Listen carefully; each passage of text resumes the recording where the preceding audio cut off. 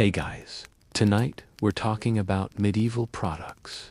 Things that were invented with confidence, failed immediately, annoyed everyone involved, and somehow survived long enough for us to still be using them. So, before you get comfortable, take a moment, like the video, and subscribe. But only if you genuinely enjoy what I do here. And let me know in the comments where you're tuning in from and what time it is for you. It's always fascinating to see who's joining us from around the world. Asterisk. Medieval toothpaste was not designed to care for teeth. It was designed to intimidate them. The idea was noble. Clean your mouth. Avoid rot. Appear vaguely civilized. The execution, however, suggested medieval people were conducting a long-term experiment to see how much pain a human could tolerate before simply giving up on smiling. The ingredients alone read like a medieval prank. Crushed animal bones, burnt shells, wood ash, salt, charcoal, occasionally powdered brick.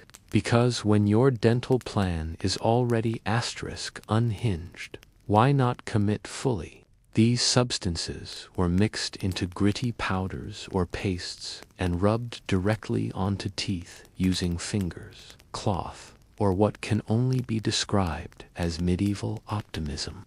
This did technically remove plaque. It also removed enamel, dignity, and any joy associated with having a mouth. Brushing was not refreshing. It was an event. People did not freshen up. They braced themselves. The sensation has been described by historians as unpleasant, abrasive, and deeply regrettable, like chewing sand while someone whispers encouragement. And medieval people noticed. They were not fools. They noticed their teeth becoming sensitive. They noticed bleeding. They noticed that drinking anything remotely warm or cold now felt like a personal attack. Many responded logically by stopping entirely.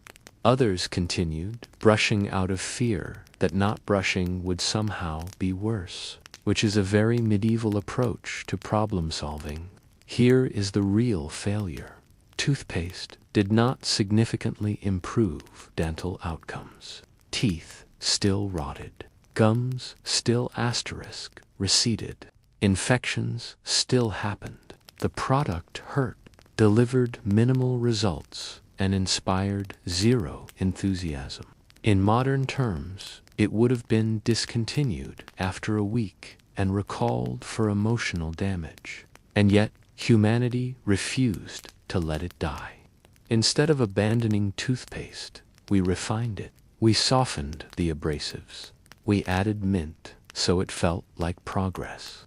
We gave it reassuring names like gentle, advanced, and recommended by dentists, even though the basic principle remains unchanged. Scrape your teeth daily and hope science has improved things enough to make it survivable. Even today, toothpaste still works by abrasion. It just smiles politely while doing it. So when you brush your teeth and we see at that one sensitive spot, remember, this is not a flaw. This is tradition. You are participating in a medieval product that failed immediately, annoyed everyone involved, and somehow became mandatory. History did not fix toothpaste. It just made it taste like mint and lie about it. Medieval soap was not created to pamper the skin. It was created to win a fight against dirt. And if your skin happened to lose that fight, that was considered acceptable collateral damage. Soap in the Middle Ages was typically made from animal fat mixed with lye, a substance so aggressive it can dissolve organic matter, including the illusion that bathing should feel pleasant. This mixture technically cleaned the body in the same way that sanding a table technically cleans it. Yes, the surface becomes free of grime, but also free of its original texture, finish, and asterisk happiness. Using medieval soap was an experience. It burned. It dried the skin to the point where cracking was not a risk, but an expectation. Hair washed with it often became brittle, straw-like, or simply left the building altogether. Boldness was not uncommon, and no one was sure whether to blame age, stress, or the soap actively trying to erase them. And yet, people kept using it. Why? Because the alternative was smelling like medieval life, which included livestock, smoke, sweat, and existential dread. Soap may have hurt, but it hurt less than social exile. Cleanliness was not about comfort. It was about survival and reputation. If you smelled too bad, people assumed you were sick, cursed, or morally questionable. Here is where soap truly failed. It was inconsistent. Some batches cleaned reasonably well. Others caused rashes, chemical burns, or skin reactions that would have made modern dermatologists faint. There was no quality control, no testing, no warning labels. Just a merchant saying, "Trust me," which in medieval times meant absolutely nothing. And yet, once again, humanity refused to let the idea die. Instead of admitting that soap was unpleasant and poorly designed, people refined it. They adjusted the fat. They softened the lie. They added herbs. Eventually, centuries later, soap became something you might actually enjoy using. But the core idea remained untouched. Rub fat on your body, hope it removes dirt, and accept mild suffering as part of the process. Even today, soap still dries skin. It still irritates. It still requires moisturizing products to undo what it just did. We have simply normalized this cycle and added pleasant scents to distract ourselves. So the next time your hands feel dry after washing them, remember, this is not a flaw. This is legacy. You are using a medieval product that failed its original users, annoyed them deeply, and somehow survived unchanged in spirit. Soap did not get better. We just got used to it. Early eyeglasses were not designed with comfort, convenience, or human anatomy in mind. They were designed with one simple goal: make letters slightly less blurry and let the wearer figure out the rest. Everything beyond that was apparently considered optional. The first medieval spectacles appeared around the late Middle Ages, and they failed almost immediately in every category except one. They technically worked. These early glasses were heavy, awkward, and balanced directly on the nose with the confidence of an object that wanted to fall off.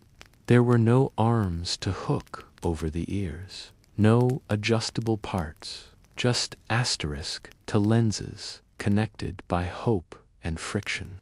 If you moved your head too quickly, the glasses slid off. If you bent over, they fell. If you sneezed, they abandoned you. Reading while wearing medieval eyeglasses required monk-like discipline. You had to sit perfectly upright, hold your book at the correct angle, and resist the urge to exist too energetically. Any sudden movement could send your lenses tumbling into the dirt, where they would be immediately stepped on by someone who did not care about your vision journey. And let us be clear, people hated them.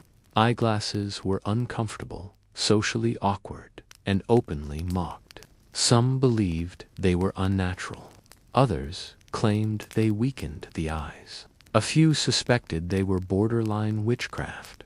Nothing says cutting-edge technology like being accused of sorcery because you want to read without squinting. They also barely worked. Early lenses corrected only one specific problem, usually farsightedness, and did so imperfectly. If your vision issue was slightly asterisk different, congratulations.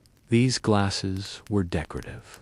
You could see a little better, but not enough to justify the inconvenience, judgment, and constant fear of dropping them. And yet, humanity refused to abandon the idea. Instead of admitting eyeglasses were a failure, people doubled down. They added frames. They added arms. They refined lenses. They kept the same basic concept and dragged it forward through centuries of discomfort. Even now, glasses slip, pinch, fog up, scratch, and break at the asterisk worst possible moment. We complain constantly. We still wear them.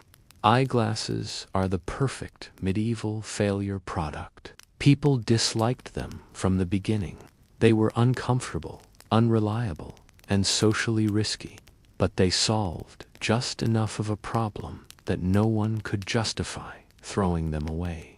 So when your glasses slide down your nose or fog up the moment you step outside, remember, this is not bad design. This is tradition. Medieval alarm clocks were invented for people who hated sleeping asterisk too long, but were apparently fine with mild terror.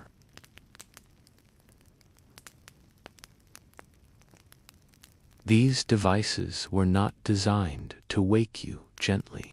They were designed to interrupt your existence with just enough chaos to force consciousness. Early alarm mechanisms came in many deeply questionable forms.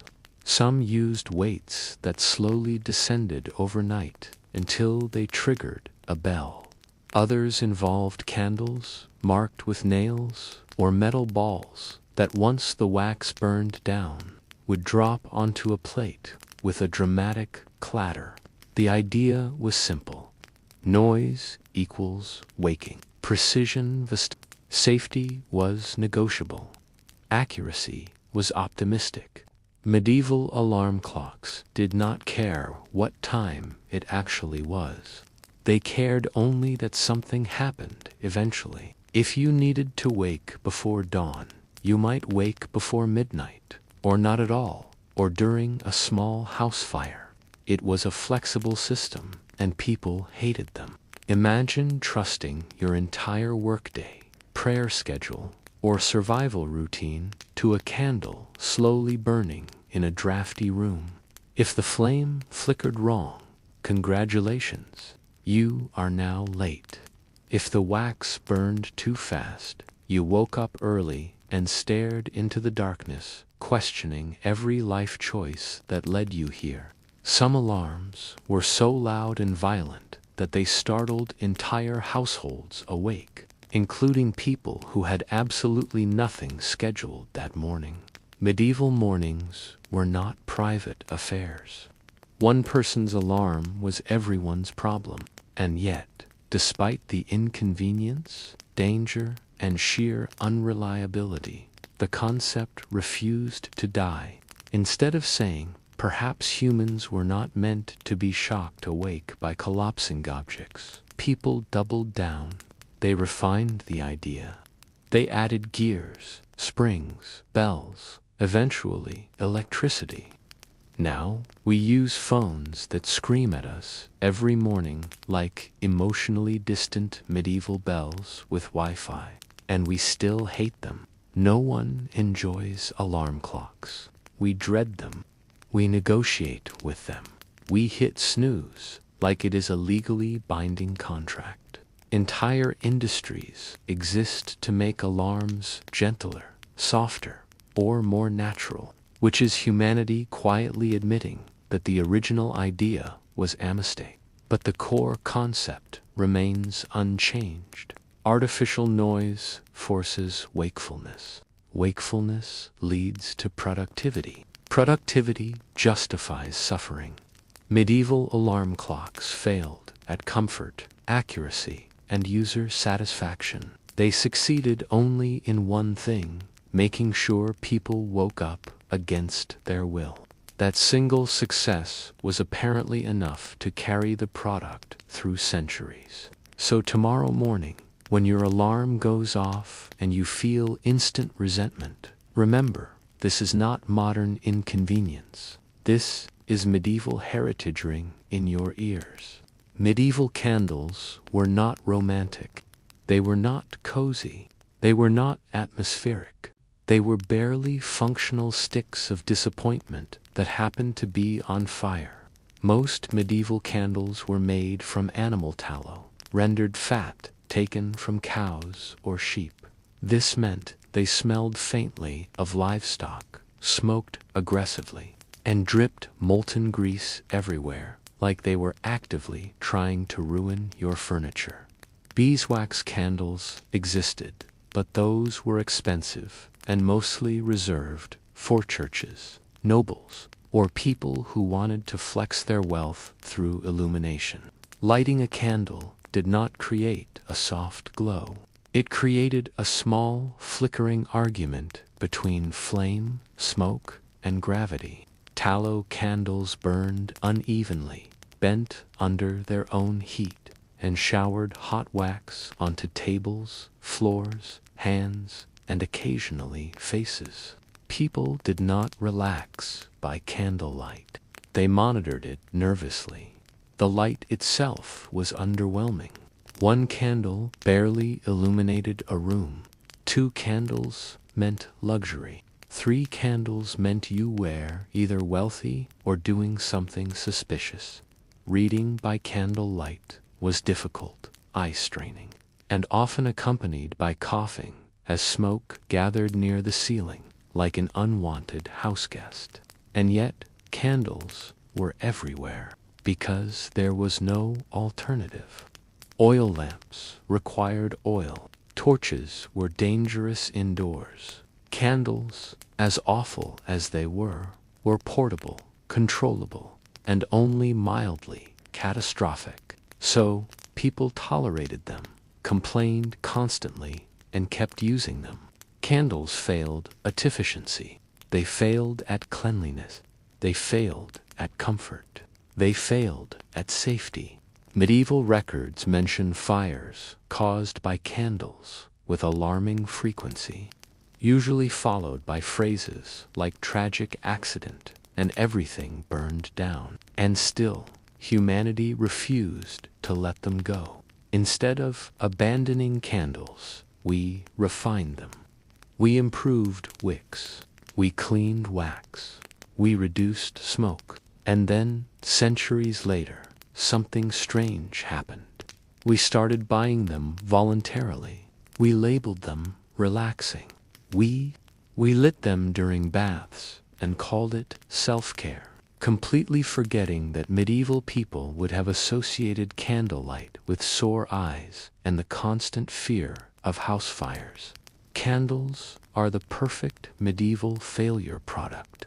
They never worked particularly well. They annoyed everyone. They were dangerous, messy, and inefficient, but they survived. So, the next time you light a candle and sigh contentedly, remember you are enjoying a product that once smelled like a barn, burned down houses, and existed purely because Opala had no better option. History did not improve candles. It just convinced us to like them. Medieval mattresses were not designed for rest. They were designed for lying down, which medieval people apparently considered good enough. Comfort was not a design goal. Comfort was a rumor. Most medieval mattresses were large fabric sacks stuffed with straw, hay, dried leaves, or whatever plant matter had not already been eaten by livestock. If you were wealthy, you upgraded to feathers, which sounds luxurious until you realize thos feathers flattened within days and stabbed you repeatedly through thin cloth like tiny judgmental needles. Sleeping on a medieval mattress was less restful slumber and more negotiation with gravity. The stuffing shifted constantly. You lay down comfortable, woke up partially on the floor, and spent the night adjusting like a rotisserie chicken that had regrets. Straw was especially unforgiving. Broken stalks poked through fabric, scratched skin, and occasionally drew blood. Insects loved it. Rodents moved in. Mold settled quietly. If your mattress started smelling strange, congratulations. Something had probably moved in permanently. And medieval people knew this. They complained endlessly. Writings from the period described beds as uncomfortable, itchy, and unreliable. Mattresses flattened quickly and required constant refilling, which meant dragging in fresh straw and repeating the process like a seasonal curse. Here is where the product truly failed. Mattresses did not improve sleep quality.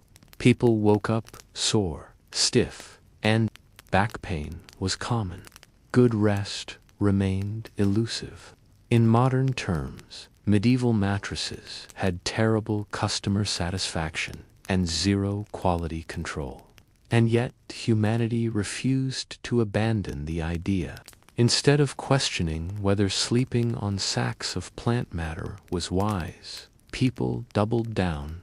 They improved the fabric. They experimented with stuffing.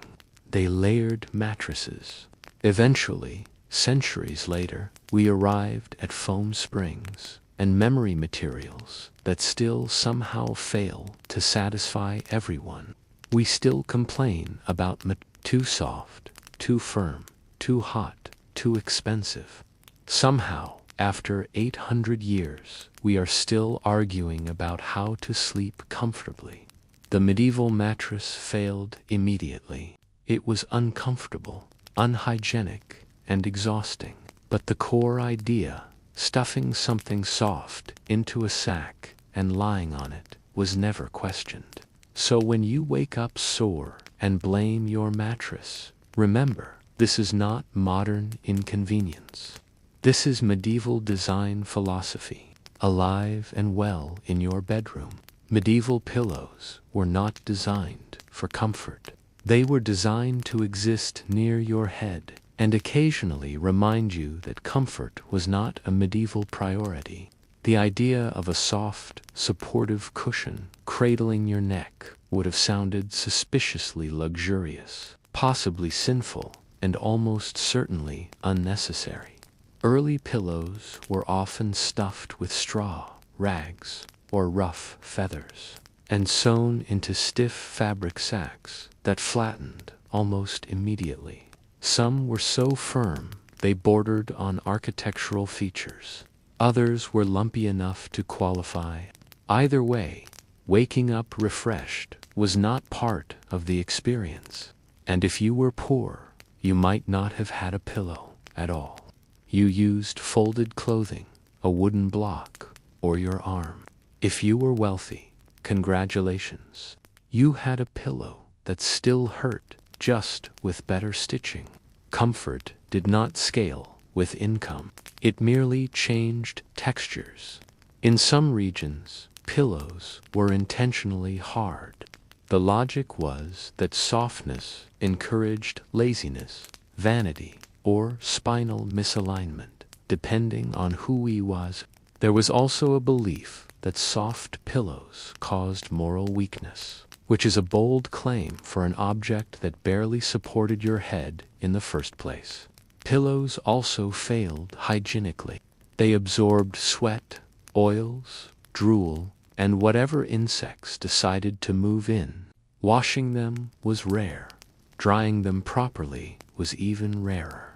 Over time, pillows developed personalities, none of them pleasant. If your pillow smelled odd, that was normal. Everything smelled odd.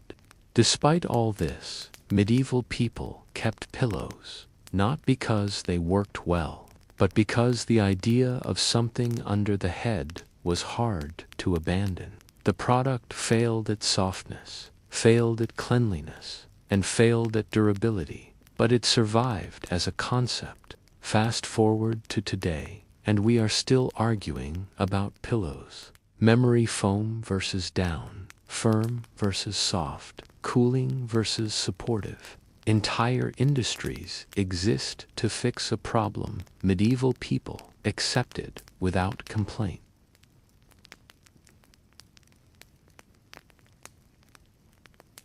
Waking up uncomfortable and pretending it was fine. Even now, pillows flatten, overheat, trap asterisk moisture, and need constant replacement. We complain, but we do not stop using them.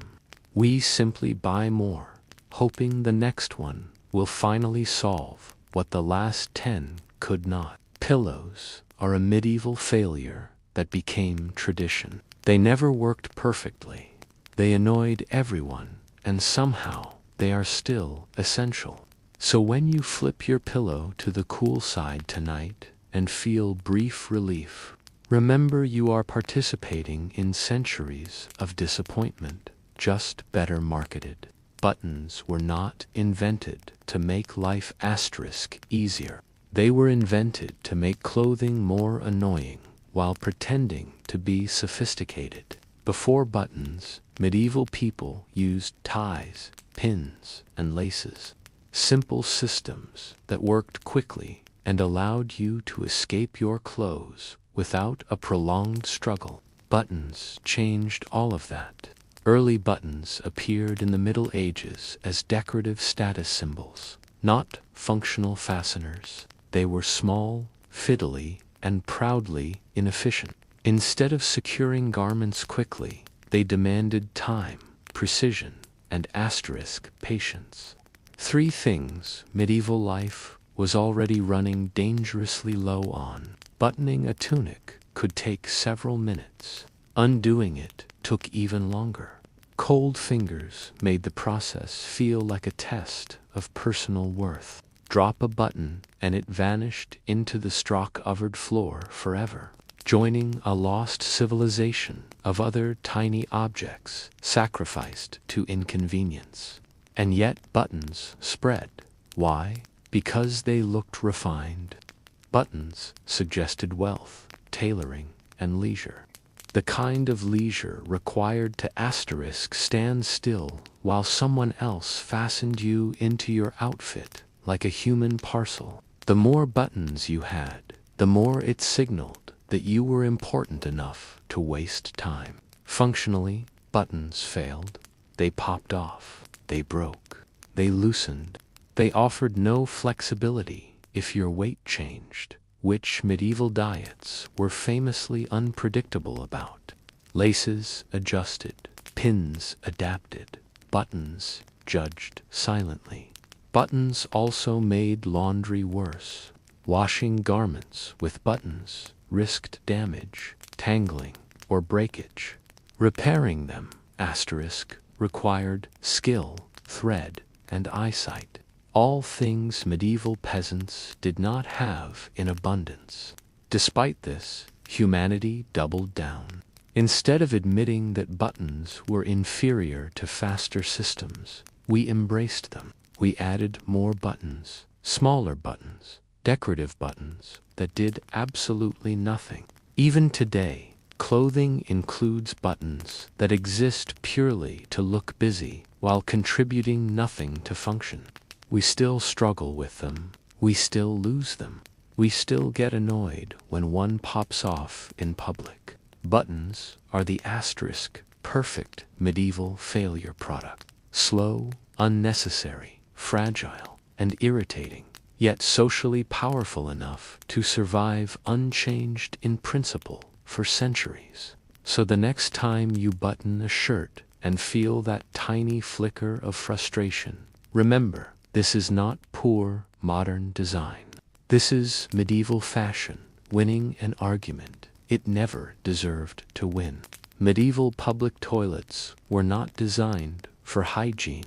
They were designed for containment, and even that goal was approached with alarming optimism.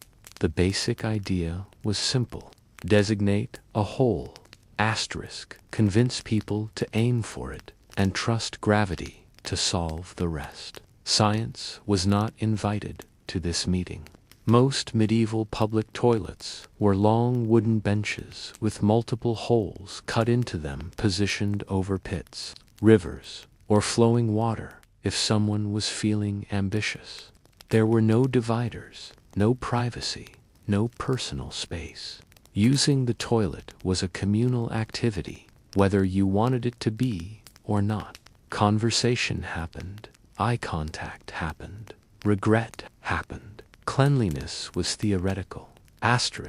These toilets were rarely cleaned, frequently overflowing, and always aromatic. The smell was not unpleasant. It was structural. It clung to buildings. It drifted through streets. It announced itself long before you arrived, giving you time to reconsider your life choices. Disease spread easily, but medieval people did not connect toilets with illness in any meaningful way. If you got sick, that was God, fate, or bad air, not the hole everyone was using repeatedly all day. The concept failed spectacularly at sanitation, health, and dignity. And yet, the idea survived. Instead of abandoning shared toilet spaces, humanity kept them. We refined the pits, added water, added pipes, added flushing, added signs asking people to wash their hands, because, apparently, that still needed clarification centuries later. Modern public bathrooms are objectively better, and yet they still inspire discomfort, anxiety, and avoidance. We still hesitate before entering. We still judge cleanliness instantly. We still avoid touching surfaces whenever possible.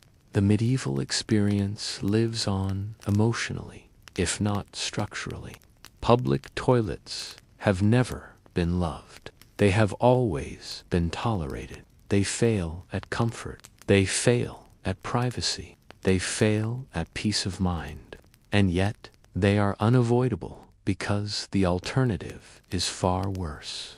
Medieval public toilets were a failure because they solved one problem while creating several new ones. They removed waste from sight, but not from life. They gathered people together at their most vulnerable moment and called it infrastructure. So, the next time you enter a public restroom and feel a wave of hesitation, remember, this discomfort is not modern. It is inherited. You are participating in a medieval solution that barely worked then and only slightly works now. History did not fix public toilets. It just added doors and hoped you would not think too hard about it. Medieval umbrellas were not designed to protect you from the weather. They were designed to make a philosophical statement. Specifically, I am trying something, an asterisk. I regret it already. Early umbrellas were heavy, awkward, and deeply offended by wind. They were often made with wooden frames, stiff fabric, and absolutely no understanding of aerodynamics. Opening one in a breeze was less an act of protection and more an invitation to wrestle with nature in public. They barely worked. Rain still found its way in from the sides. Wind flipped them inside out long before that was a recognized engineering flaw. And when they broke, which they did enthusiastically, they broke spectacularly, snapping ribs and collapsing like disappointed spiders. Socially, umbrellas were a disaster. Carrying one marked you as strange, pretentious, or suspiciously foreign. Many people believed umbrellas were unmanly, impractical, or an insult to God's weather decisions. If it was raining, you were expected to accept it. Shielding yourself was viewed as soft behavior. Despite this, umbrellas persisted. Why? Because on a calm day, in a gentle drizzle, standing perfectly still, they sort of worked. And humanity has always been willing to tolerate 90% failure if something works 10% of the time and looks vaguely sophisticated while doing it. Umbrellas also failed at portability. They were large, rigid, and inconvenient to carry when not in use, which was most of the time. People dragged them around like uncomfortable walking sticks, bumping into others and apologizing constantly. And yet, instead of abandoning the idea, we refined it. We added collapsible frames. We lightened materials. We improved fabric. Asterisk. We pretended this solved the core issue, even though modern umbrellas still invert, break, and abandon you the moment weather becomes emotionally intense. We still lose them. We still forget them. We still buy cheap ones, knowing they will die within weeks. Umbrellas are a medieval failure product that survived on pure optimism. They never fully solved the problem they were designed for. They simply offered the illusion of control over rain, an illusion humans find deeply comforting. So the next time your asterisk umbrella turns inside out in public while you quietly fight it back into shape, remember, this is not poor modern engineering. This is medieval stubbornness unfolding above your head. Medieval locks were not designed to stop criminals. They were designed to make honest people feel optimistic. The basic idea was comforting. Place a piece of metal between your belongings and the rest of the world and sleep better at night. The reality, unfortunately, was far less reassuring. Early medieval locks were bulky, asterisk, inconsistent, and surprisingly easy to defeat if you had time, patience, or a vaguely shaped piece of metal. Keys were large, awkward, and looked like something you would use to summon a ghost. Losing one was a disaster. Replacing one was worse. And trusting one required faith bordering on delusion. Locks failed constantly. They jammed. They rusted. They broke in cold weather. Some opened if you shook them aggressively, which meant even thieves with no skill could succeed through enthusiasm alone. Others asterisk worked only if you held the key at exactly the right angle while whispering encouragement. Security was mostly symbolic. A locked chest did not say, "This is impossible to steal." It said, "Please steal something else first." And medieval thieves understood this perfectly. Many did not bother picking locks.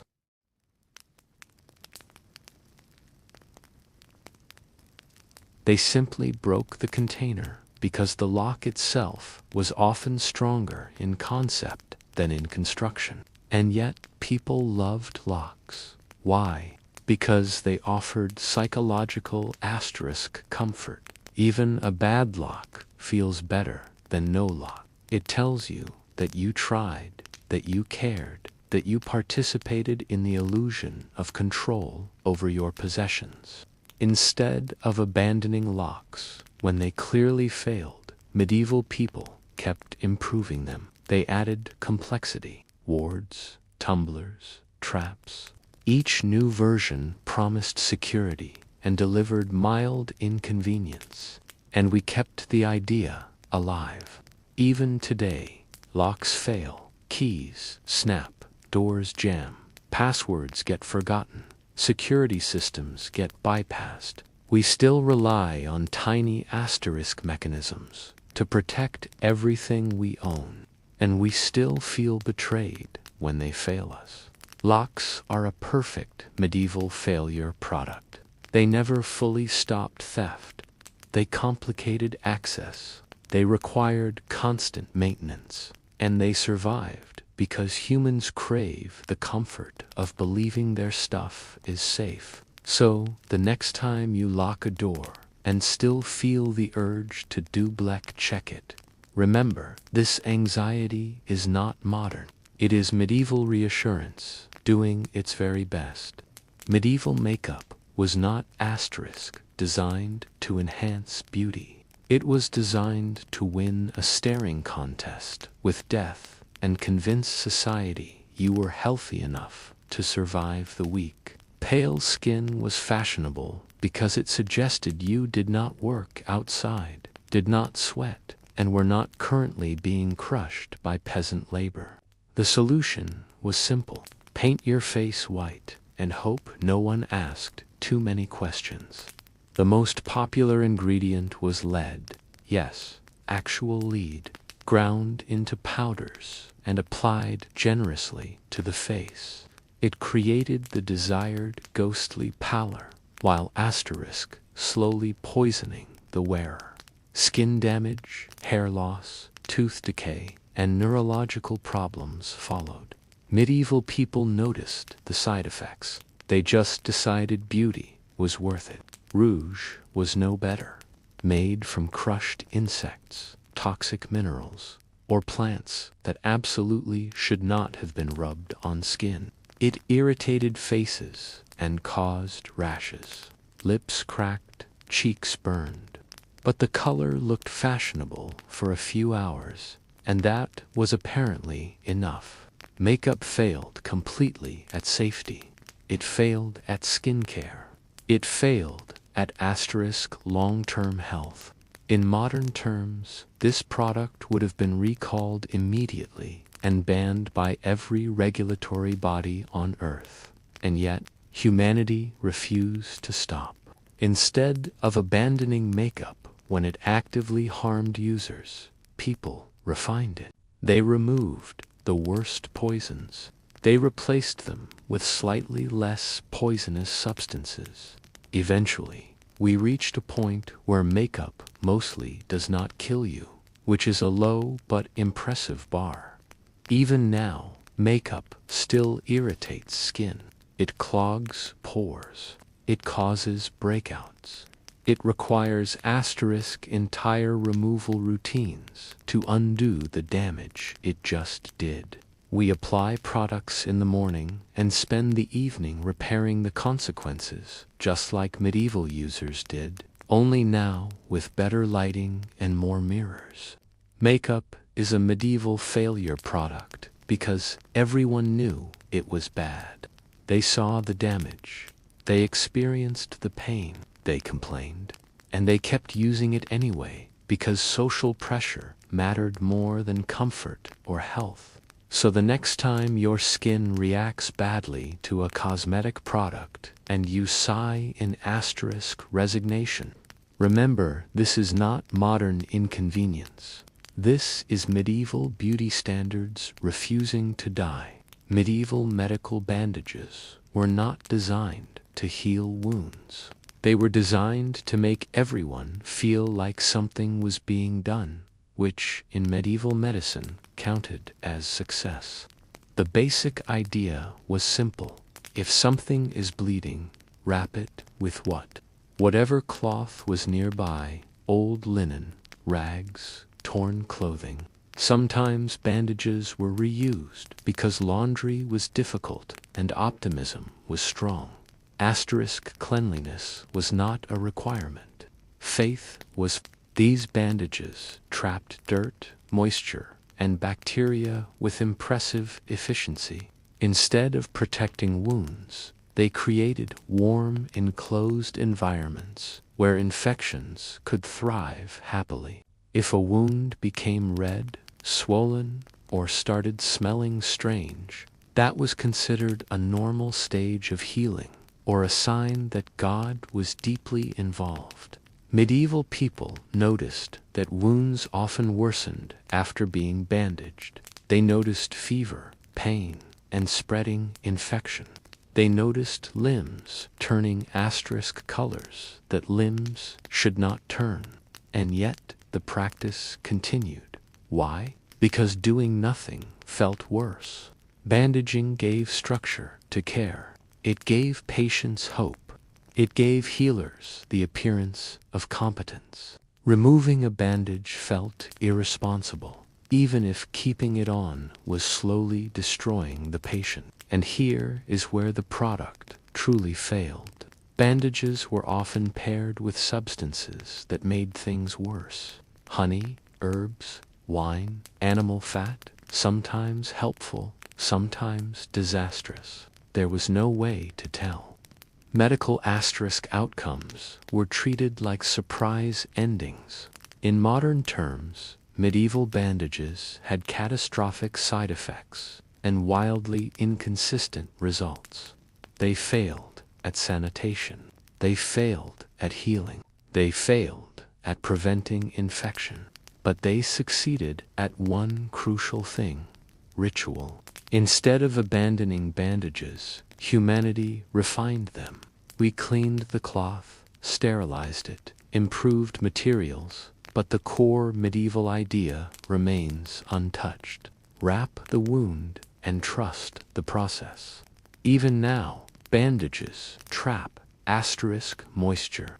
They irritate skin. They occasionally cause infection if left too long.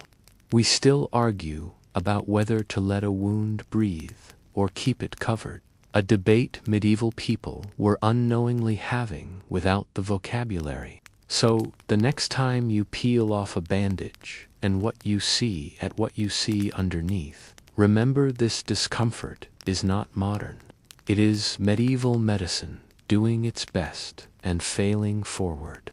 Medieval footwear was not designed for comfort. It was designed to technically exist between your foot and the ground.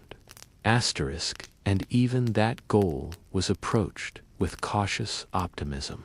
Shoes were stiff, thin, and unforgiving. Walking all day meant pain was not a possibility. It was a feature. To solve this, medieval people invented and by invented, I mean they stuffed things into their shoes and hoped for mercy. Straw, cloth, scraps, moss, hay. Whatever was nearby and vaguely soft was pushed inside.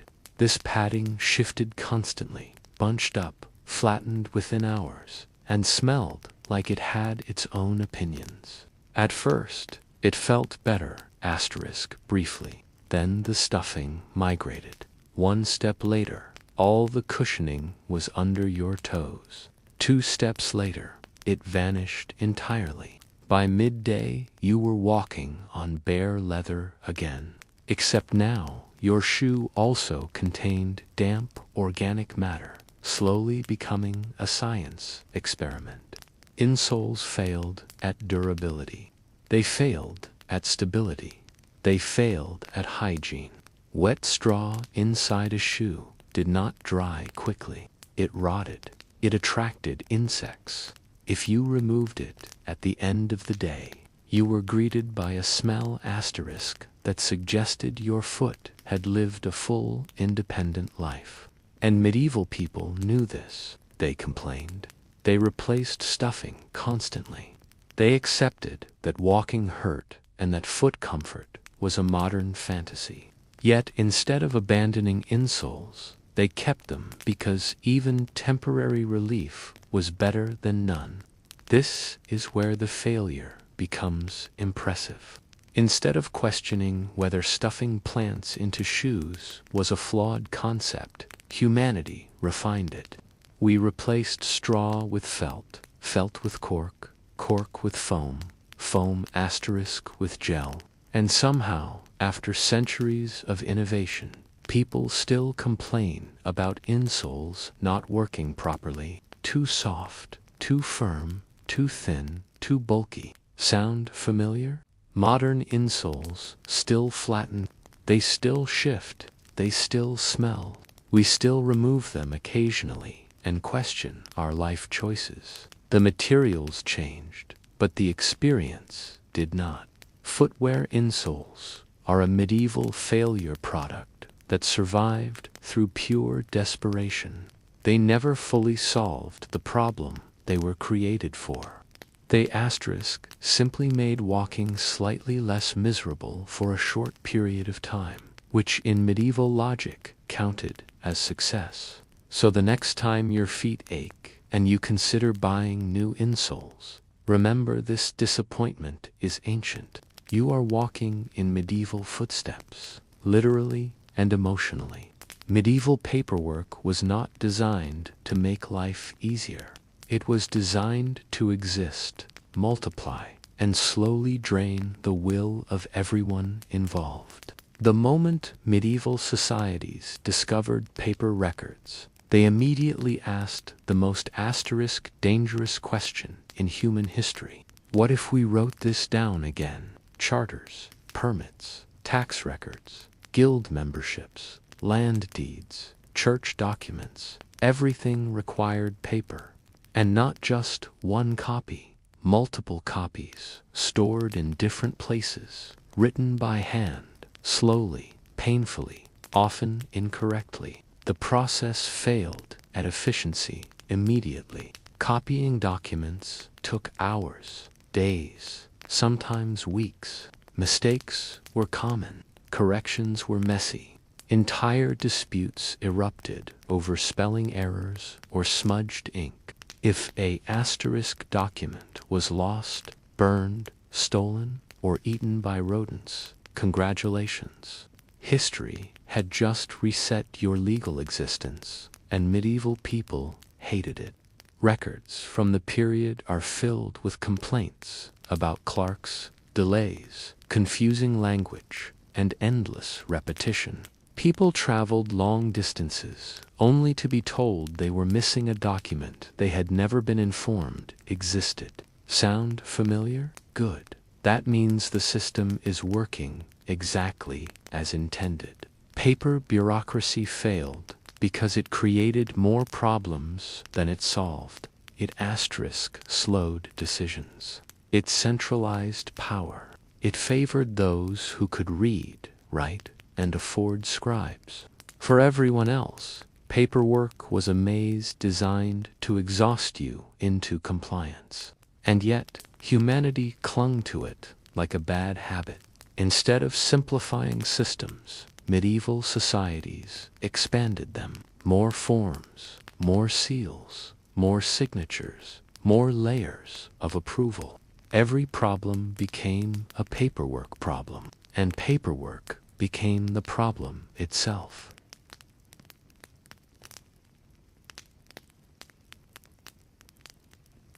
Fast forward to today, and nothing has changed except the medium. We still fill out forms. We still repeat information. We still submit documents, only to be told they are missing one tiny detail. Paper became digital. But the frustration stayed beautifully intact. We still joke about bureaucracy. We still suffer through it. We still accept it as unavoidable. Paper bureaucracy is the ultimate medieval failure product because it never worked smoothly, never pleased users, and never delivered clarity. Yet, it survived because institutions loved it. It created order for those in charge, and confusion for everyone else. So, the next time you fill out a form that asks for the same information 3 times, and then rejects it anyway, remember, this is not modern inefficiency. This is medieval administration. Alive, well, and still wasting your time. Mary Shell was born into a household where ideas mattered more than comfort, reputation, or safety. From the moment she entered the world in 1797, her life was shaped by intellect, controversy, and loss. She was the daughter of 2 of the most radical thinkers in Britain. People whose names were spoken with admiration in some circles and suspicion in others. Her father, William Godwin, believed society could be rebuilt through reason, education, and moral improvement. Her mother, Mary Tonecraft, had written one of the most daring books of the age, arguing that women were not naturally inferior, merely denied education and independence. Mary never knew her mother. Wollstonecraft died just 10 days after giving birth, leaving behind a newborn daughter and a legacy that would loom over Mary's entire life. Asterisk from childhood onward. Mary grew up haunted by an absence she could never fill. She would later visit her mother's grave to read, write, and think, treating it as both shrine and classroom. Death was not an abstract concept in her early life. It was personal, immediate, and formative. Her father raised her surrounded by books, debates, and visiting intellectuals. The house was often filled with writers, philosophers, and political radicals, all arguing about revolution, justice, and the future of humanity. This was not an asterisk, gentle or sheltered upbringing. Godwin believed children should be shaped by reason rather than discipline, but his ideals did not always translate into warmth. Mary was intellectually stimulated but emotionally lonely, especially after her father remarried. Her stepmother favored her own children, and Mary often felt like an outsider in her own home. Still, books became her refuge. She absorbed history, poetry, philosophy, and science at an early age, developing an imagination fueled by both knowledge and asterisk isolation. She learned early that ideas had consequences, that bold thinking could bring admiration, but also condemnation. This lesson would follow her throughout her life. From the very beginning, Mary Shell stood at the intersection of creation and loss, brilliance and sorrow. She was born into a world of revolutionary thought, but also into a silence left by death. That tension between intellectual ambition and emotional pain would one day give birth to one of the most enduring stories ever written. Asterisk, by the time Mary Shell reached her mid-teens, she was already restless. The world inside her father's house felt cramped, not physically, but emotionally. Ideas flowed freely, but affection did not. It was during this vulnerable period that she met a man who seemed to embody everything she longed for: passion, rebellion, and poetic fire. His name was Percy Bysshe Shell. Percy was already married when they met, which in early 19th century England was not a minor inconvenience, but a social landmine. Asterisk, he was known as a radical poet, an atheist, and a political troublemaker. Exactly the sort of person respectable society warned young women to avoid. Naturally, Mary fell in love with him almost immediately. He treated her as an intellectual equal, encouraged her writing, and spoke of freedom with the intensity of someone determined to live by his ideals, no matter the cost. Their relationship quickly became a scandal. Mary's father, despite his radical philosophy, was horrified. He had written about free love in theory, but asterisk, watching his teenage daughter run off with a married man was another matter entirely. Yet Mary was undeterred. In 1814, she and Percy fled England together, accompanied by Mary's stepsister, Claire Clairmont. It was less a romantic honeymoon and more a chaotic act of rebellion. Their journey through France, Switzerland, and Germany was difficult, uncomfortable, and often miserable. They traveled on foot, slept poorly, ran out of money, and faced constant uncertainty. But for Mary, this escape was asterisk intoxicating. She had chosen love and freedom over obedience, fully aware that society would never forgive her for it. At just 16, she had severed her place in polite society with remarkable resolve. The emotional toll was heavy. Letters from home went unanswered. Friends turned cold. Respectable doors closed permanently. Yet Mary learned something crucial during this period. Independence came at a steep price, but submission cost even more. She was no longer simply the daughter of famous thinkers. She was now the author of her own scandal. This period of exile hardened her. Love, she discovered, was not a fairy tale, but a force capable of destruction as well as inspiration. These lessons about devotion, defiance, and consequence would soon shape the darkest and most powerful ideas she ever put to paper. In 1816, Mary Shell arrived in Switzerland expecting inspiration and beauty.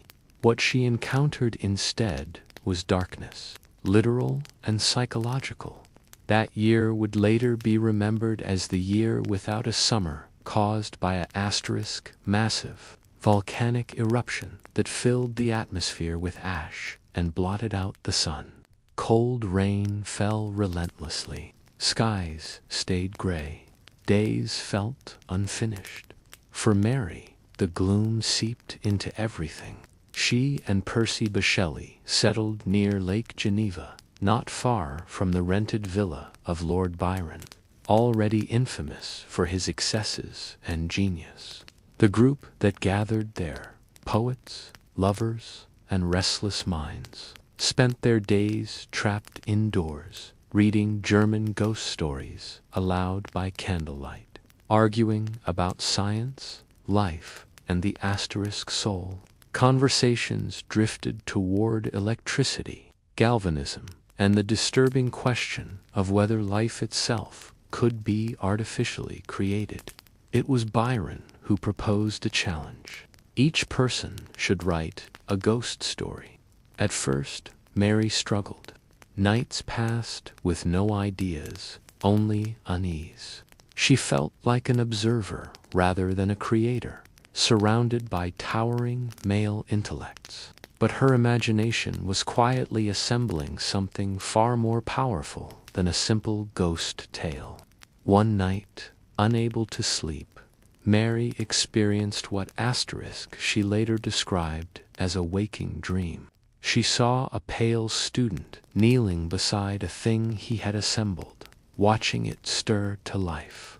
The horror was not just in the creature, but in its maker. Terrified by his own success, the image struck her with sudden clarity and became impossible to ignore. This was not a story about monsters in the traditional sense. It was about creation without responsibility, ambition without foresight, and the loneliness of being cast into the world unwanted. Mary drew unconsciously from everything she knew. Her mother's death after childbirth, her father's cold idealism, her own experiences of abandonment and loss. Out of that sleepless night emerged the seed of Frankenstein or the modern Prometheus. It was not born from comfort or joy, but from isolation, fear, and deep reflection on what it means to bring life into the world. That dark summer marked a turning point.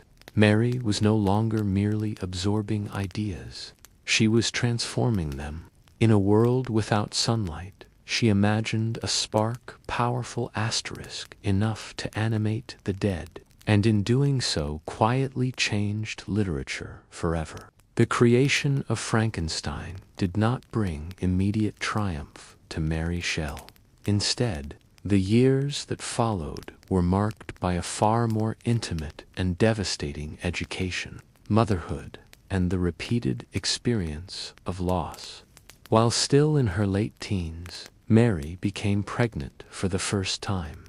The child was born prematurely and lived only a few days. Mary recorded the event in her journal with quiet restraint, but the pain beneath her words was unmistakable.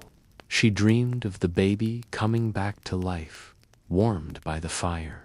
It was a haunting image, and one that echoed eerily with the themes already forming in her imagination: More pregnancies followed, and with them more tragedy. Of Mary's children, only one would survive into adulthood. Each loss deepened her understanding of grief, responsibility, and the cruel randomness of existence. These were not abstract ideas to her. They were lived realities. While Percy Shelley pursued poetry and asterisk ideals with relentless energy, Mary was often left to bear the physical and emotional consequences of their shared life. The contrast between creation and destruction became inescapable. To give life was to risk unbearable pain. To love deeply was to invite devastation. These experiences sharpened the emotional core of Frankenstein, transforming it from a clever philosophical experiment into something far more human. The creature's abandonment, its longing for connection, and its rage at being rejected all asterisk carried the weight of Mary's personal losses.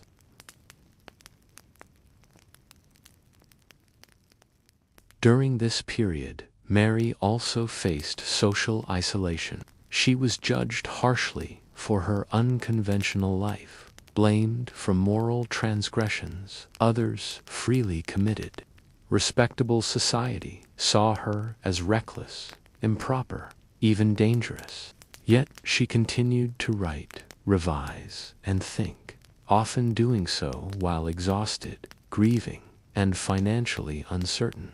In 1818, Frankenstein was finally published anonymously. Many readers assumed the author was a man. Some critics praised the novel's asterisk originality, while condemning its disturbing ideas. Others were unsettled by the fact that such a dark and philosophical work could have come from someone so young. Mary watched quietly as her creation entered the world.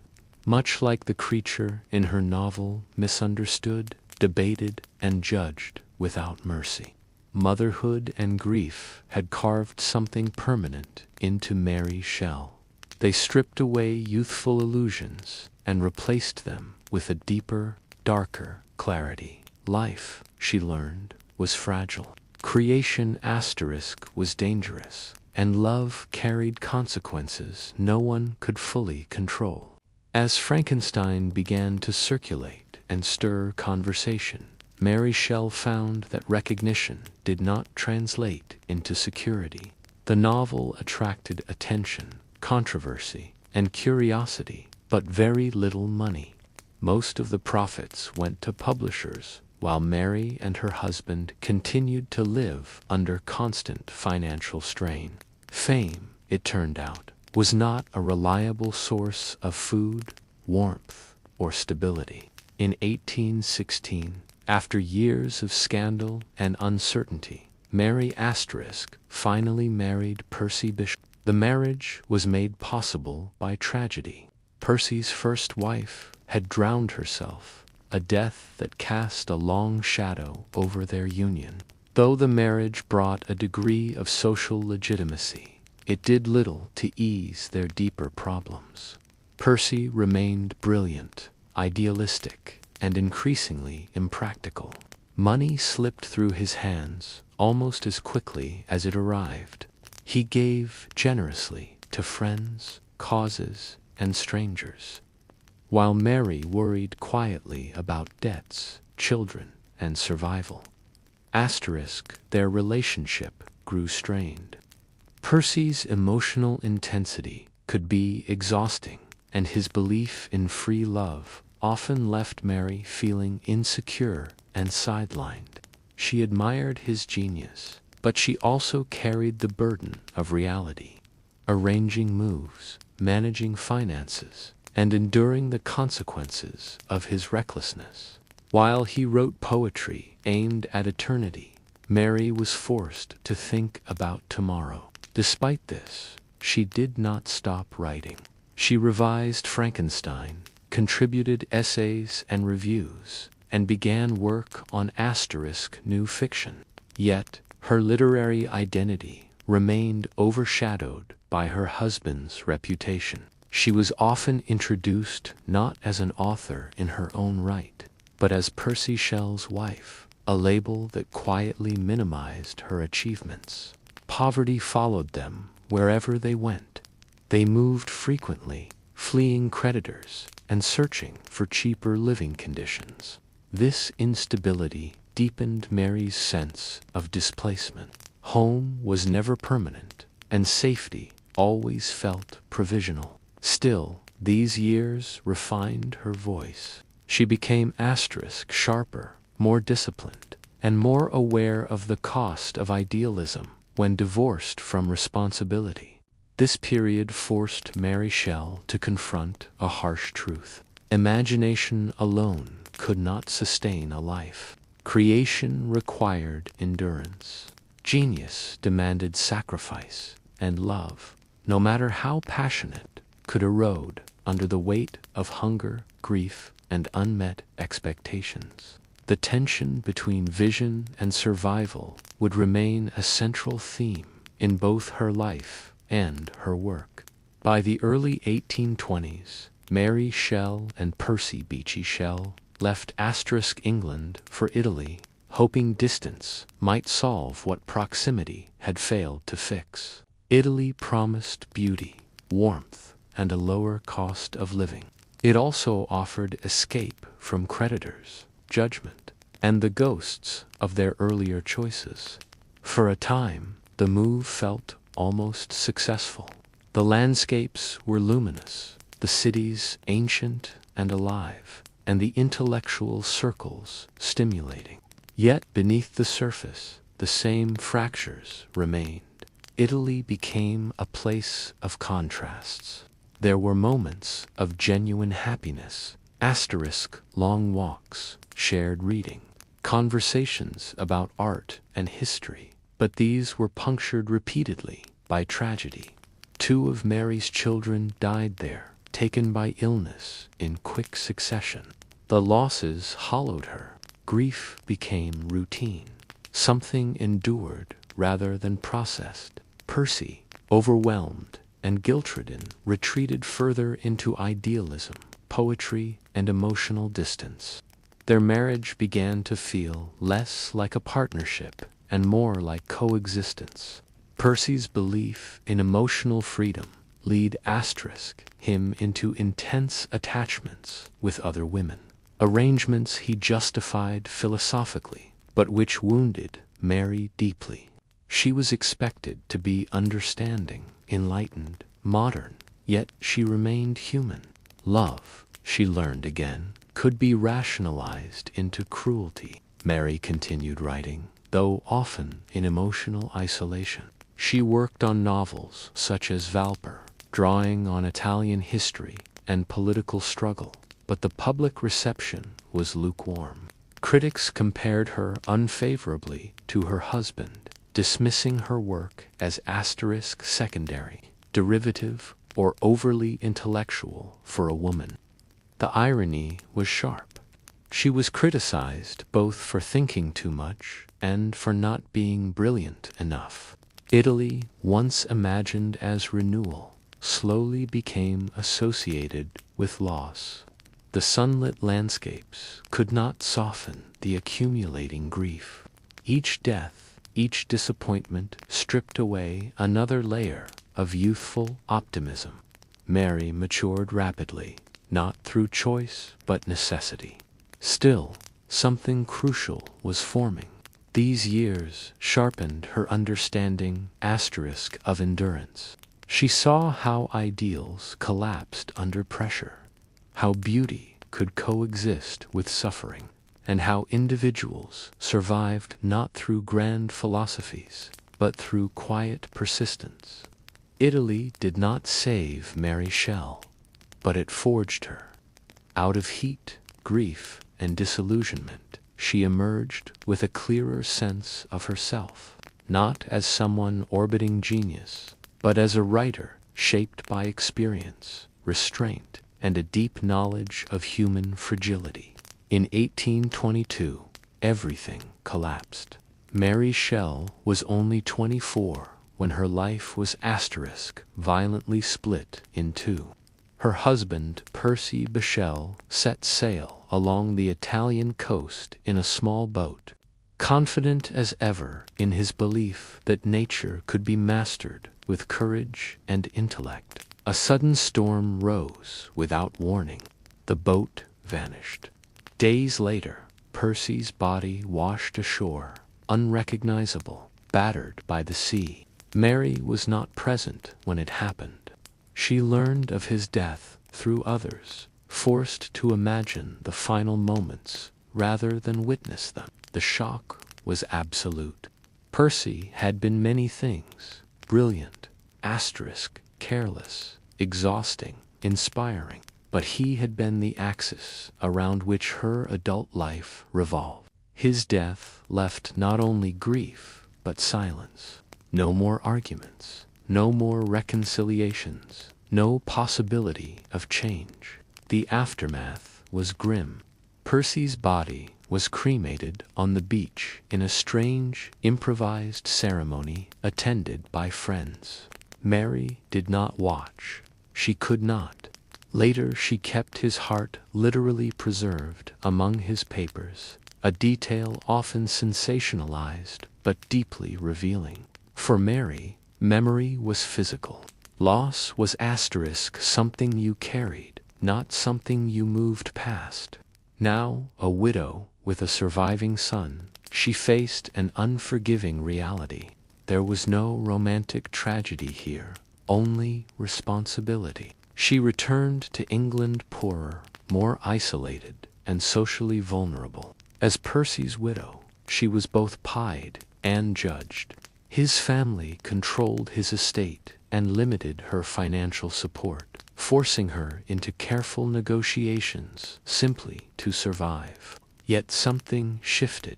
For the first time, Mary was no longer living inside someone else's orbit. The chaos that had defined her youth, scandal, flight, emotional turbulence, was over. What remained was grief, but also clarity. She had endured what few could survive without breaking. Writing became not just expression, but necessity. She edited and published Percy's poems, determined to secure his legacy, even as she quietly constructed her own. She began to understand survival as an act of strength rather than compromise. Percy Bysshe's death ended one chapter of Mary's life with brutal finality. But it also forced her into independence. She had outlived her genius husband, outlived her illusions, and outlived the reckless freedom of youth. What came next would be quieter, but no less remarkable.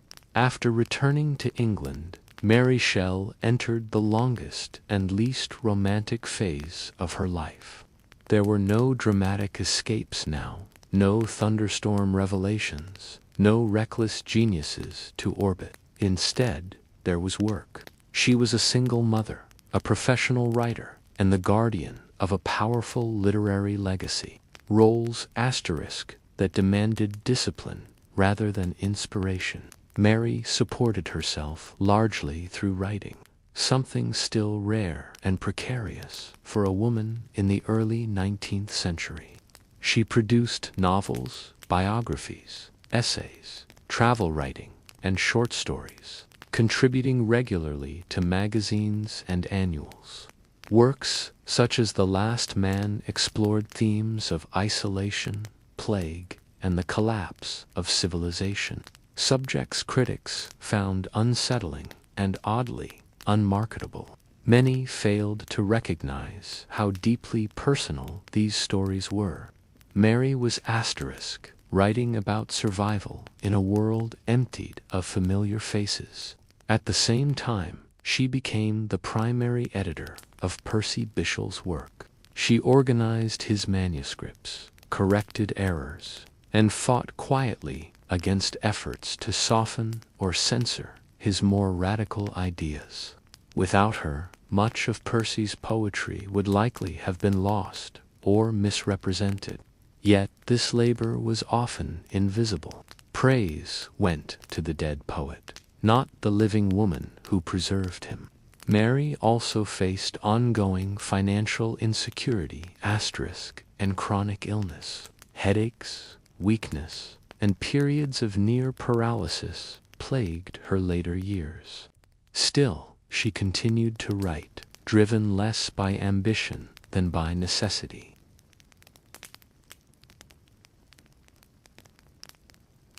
She was no longer chasing recognition. She was maintaining independence. What made this period remarkable was not its drama, but its resistance. Mary refused to retreat into obscurity or dependence. She did not remarry, despite opportunities that might have eased her financial burdens. Instead, she chose autonomy in a society that discouraged it. Quietly, persistently, she lived the principles her parents had once written about.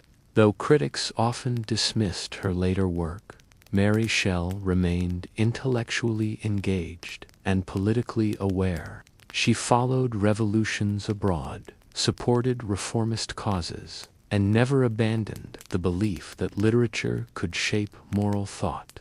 This chapter of her life lacked spectacle, but it demonstrated something rarer than youthful rebellion: endurance. Mary Shelley proved that survival itself, could be a radical act, and that creation did not end with tragedy, but could continue patiently against the odds. By the time Mary Shelley reached her final years, she had become a strange contradiction in the public imagination. Famous, yet misunderstood. Celebrated, yet quietly sidelined. Too many readers. She remained the teenage girl who had written Frankenstein during a stormy summer. To others, she was still primarily the widow of a great poet. Rarely was she seen for what she truly was: a lifelong professional writer who endured loss, scandal, poverty, and illness without surrendering her independence or intellect. Mary spent her later years caring for her son, Percy Florence Shelley, whose future she guarded fiercely. Ensuring his stability meant navigating complex relationships with Percy Shelley's aristocratic family, managing limited finances, and maintaining her reputation in a society that never fully forgave her youthful defiance. Respectability, once denied to her, became a tool she used strategically, rather than a value she were. Her health steadily declined. Chronic pain, weakness, and neurological symptoms made daily life difficult. Yet she continued reading, thinking, and writing for as long as she was able. She revised earlier works, reflected on her past, and watched as Frankenstein took on a life entirely its own. The novel was adapted for the stage, altered, sensationalized, and simplified. The creature became a monster in popular culture, even though Mary had written him as a thinking, feeling, being shaped, by neglect. In many ways, the fate of her novel mirrored her own. Reduced, misunderstood, yet impossible to erase. Mary Shelley died in 1851 at the age of 53. She left behind no dramatic final gesture, no manifesto, no grand farewell. What she left instead was something far more durable, a body of work that continued to ask uncomfortable questions. What do creators owe their creations? What happens when society abandons responsibility in the name of progress? How much loneliness can a human endure before turning bitter or cruel? Over time, her reputation shifted. Scholars began to recognize her philosophical depth, her political awareness, and her influence on science fiction, Gothic literature, and feminist thought. She was no longer just the woman behind Frankenstein. She was a thinker, shaped by grief, survival and relentless observation. Mary Shell outlived nearly everyone who once defined her. In doing so, she claimed something rare for a woman of her era: authorship of her own life, and asterisk that perhaps was her greatest creation. Long before glass pyramids and hushed galleries, the Louvre began its life as something far more practical and far more brutal. In the late 12th century, Paris was not yet the elegant capital of culture it would become. It was a growing medieval city vulnerable to invasion, especially from the northwest. To protect it, King Philip Augustus ordered the construction of a massive stone fortress on the city's edge, right where the Louvre now stands. This original Louvre was not built to inspire, it was built to intimidate. Thick limestone walls rose from the ground, reinforced by towers and surrounded by a defensive moat fed by the Seine. At its heart stood a huge central keep, cold, windowless, and imposing. Soldiers patrolled its ramparts, weapons ready, while below them the city lived under the constant reminder that royal power was never far away. The fortress served as both shield and warning. From here, the king could watch the river traffic and control access to Paris. It was a statement of authority carved into stone. Inside, conditions were harsh. This was no palace of comfort. The rooms were dark, damp, and designed for defense, not beauty. The Louvre's earliest corridors echoed not with footsteps of tourists, but with armor, boots, and the tension of siege preparedness. Yet, even in this early phase, the Louvre began accumulating layers, both physical and symbolic. Prisoners were held within its walls. Treasures and royal records were stored here, guarded like military assets. The building became a vault of power, secrecy, and fear. What lay behind its walls was not meant to be seen by the public. As Paris expanded, the city slowly grew around the fortress. Streets crept closer. Markets flourished nearby. What was once a frontier defense became swallowed by urban life. The Louvre no longer stood at the edge of civilization. It stood at its center. And with that shift came a crucial transformation. By the time later kings looked at the grim old fortress, they saw not just stone and battlements, but potential. The walls that once kept enemies out could now keep courtiers in. The stronghold of war would slowly become a residence of power. But deep beneath the modern museum, traces of this first Louvre still remain.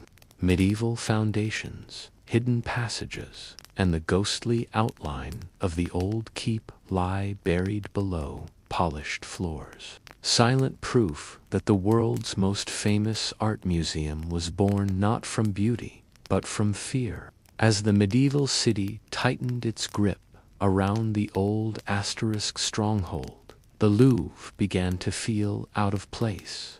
By the 14th century, Paris was no longer a frontier town. It was a political and cultural center, and its kings no longer wanted to live in cold stone fortresses designed for war. They wanted comfort, ceremony, and visibility. The transformation began under King Charles V, who looked at the grim medieval Louvre and decided it was time for reinvention. Charles V did not tear the fortress down. Instead, he softened it. Towers were reshaped. Windows were enlarged to let in light rather than arrows. Interiors were remodeled to include private chambers, libraries, and spaces for courtly life. For the first time, the Louvre became a place where a king actually lived, not just ruled from a distance. The former military outpost slowly evolved into a royal residence. This shift changed the building's atmosphere entirely. Where soldiers once stood watch, courtiers now whispered. Where weapons had been stored, tapestries were hung. The Louvre became an asterisk stage for power rather than a shield against it. The king's presence turned the structure into a symbol of stability, culture, and authority, at least on the surface. But the past was never fully erased. Beneath the new decorations, the old fortress remained. Secret stairways, thick walls, and narrow passages continued to shape daily life. The palace was still a place of control. Access to the king was carefully regulated, and the architecture reinforced hierarchy. Who stood where, who entered which room, and asterisk, who waited in the shadows. All of it mattered. The Louvre also became a repository of royal wealth. Manuscripts, jewels, ceremonial objects, and archives were stored within its walls. Power was no longer just military. It was cultural, symbolic, and bureaucratic. The building reflected that change perfectly. As generations passed, each ruler altered the Louvre to suit personal tastes and political needs. Some expanded it, others neglected it, but none could fully escape its layered history. The building had become a living archive of asterisk monarchy itself, part fortress, part palace, part labyrinth. By the end of the medieval period, the Louvre stood at a crossroads. It was no longer a place of war, but it was not yet a temple of art. It was something in between, a royal machine, humming quietly with intrigue, ambition, and the constant performance of power. The next great transformation of the Louvre came not from caution, but from ambition.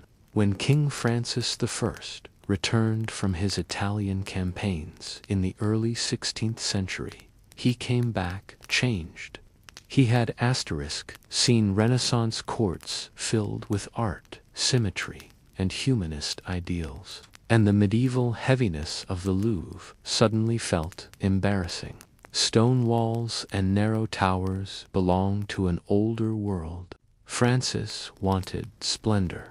Rather than patching the old palace, he began dismantling it. The great medieval keep, the very heart of the original fortress, was demolished.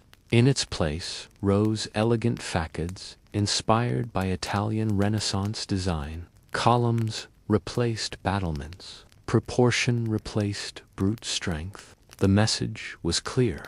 Royal power no longer needed to hide behind walls. It could announce itself through beauty.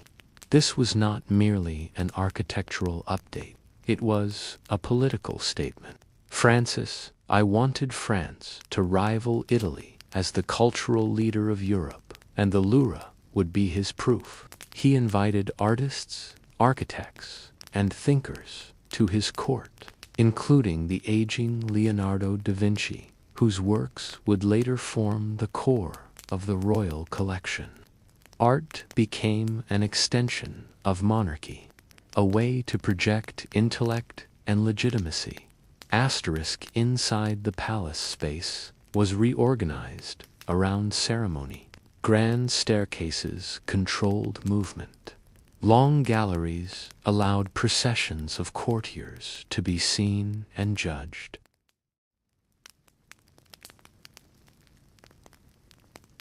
Nothing was accidental.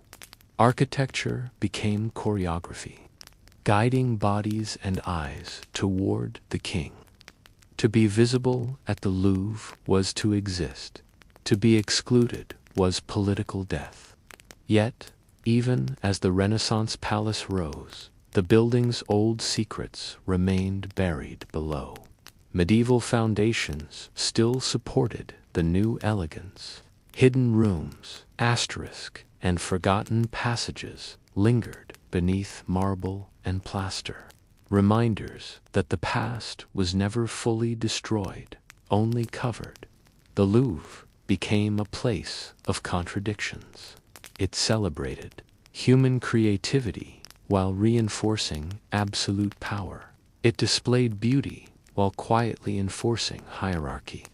Art softened authority, but it also magnified it. This period set the tone for everything that followed. The Louvre was no longer just where kings lived, it was where kings performed. And in turning stone into spectacle, Francis I permanently altered the purpose of the building, transforming it into a monument not only to power but to image, legacy, and control. By the late Renaissance, the Louvre had become less a home and more a pressure chamber. It was magnificent on the surface, filled with art, ceremony, and ritual, but beneath the elegance pulsed constant tension.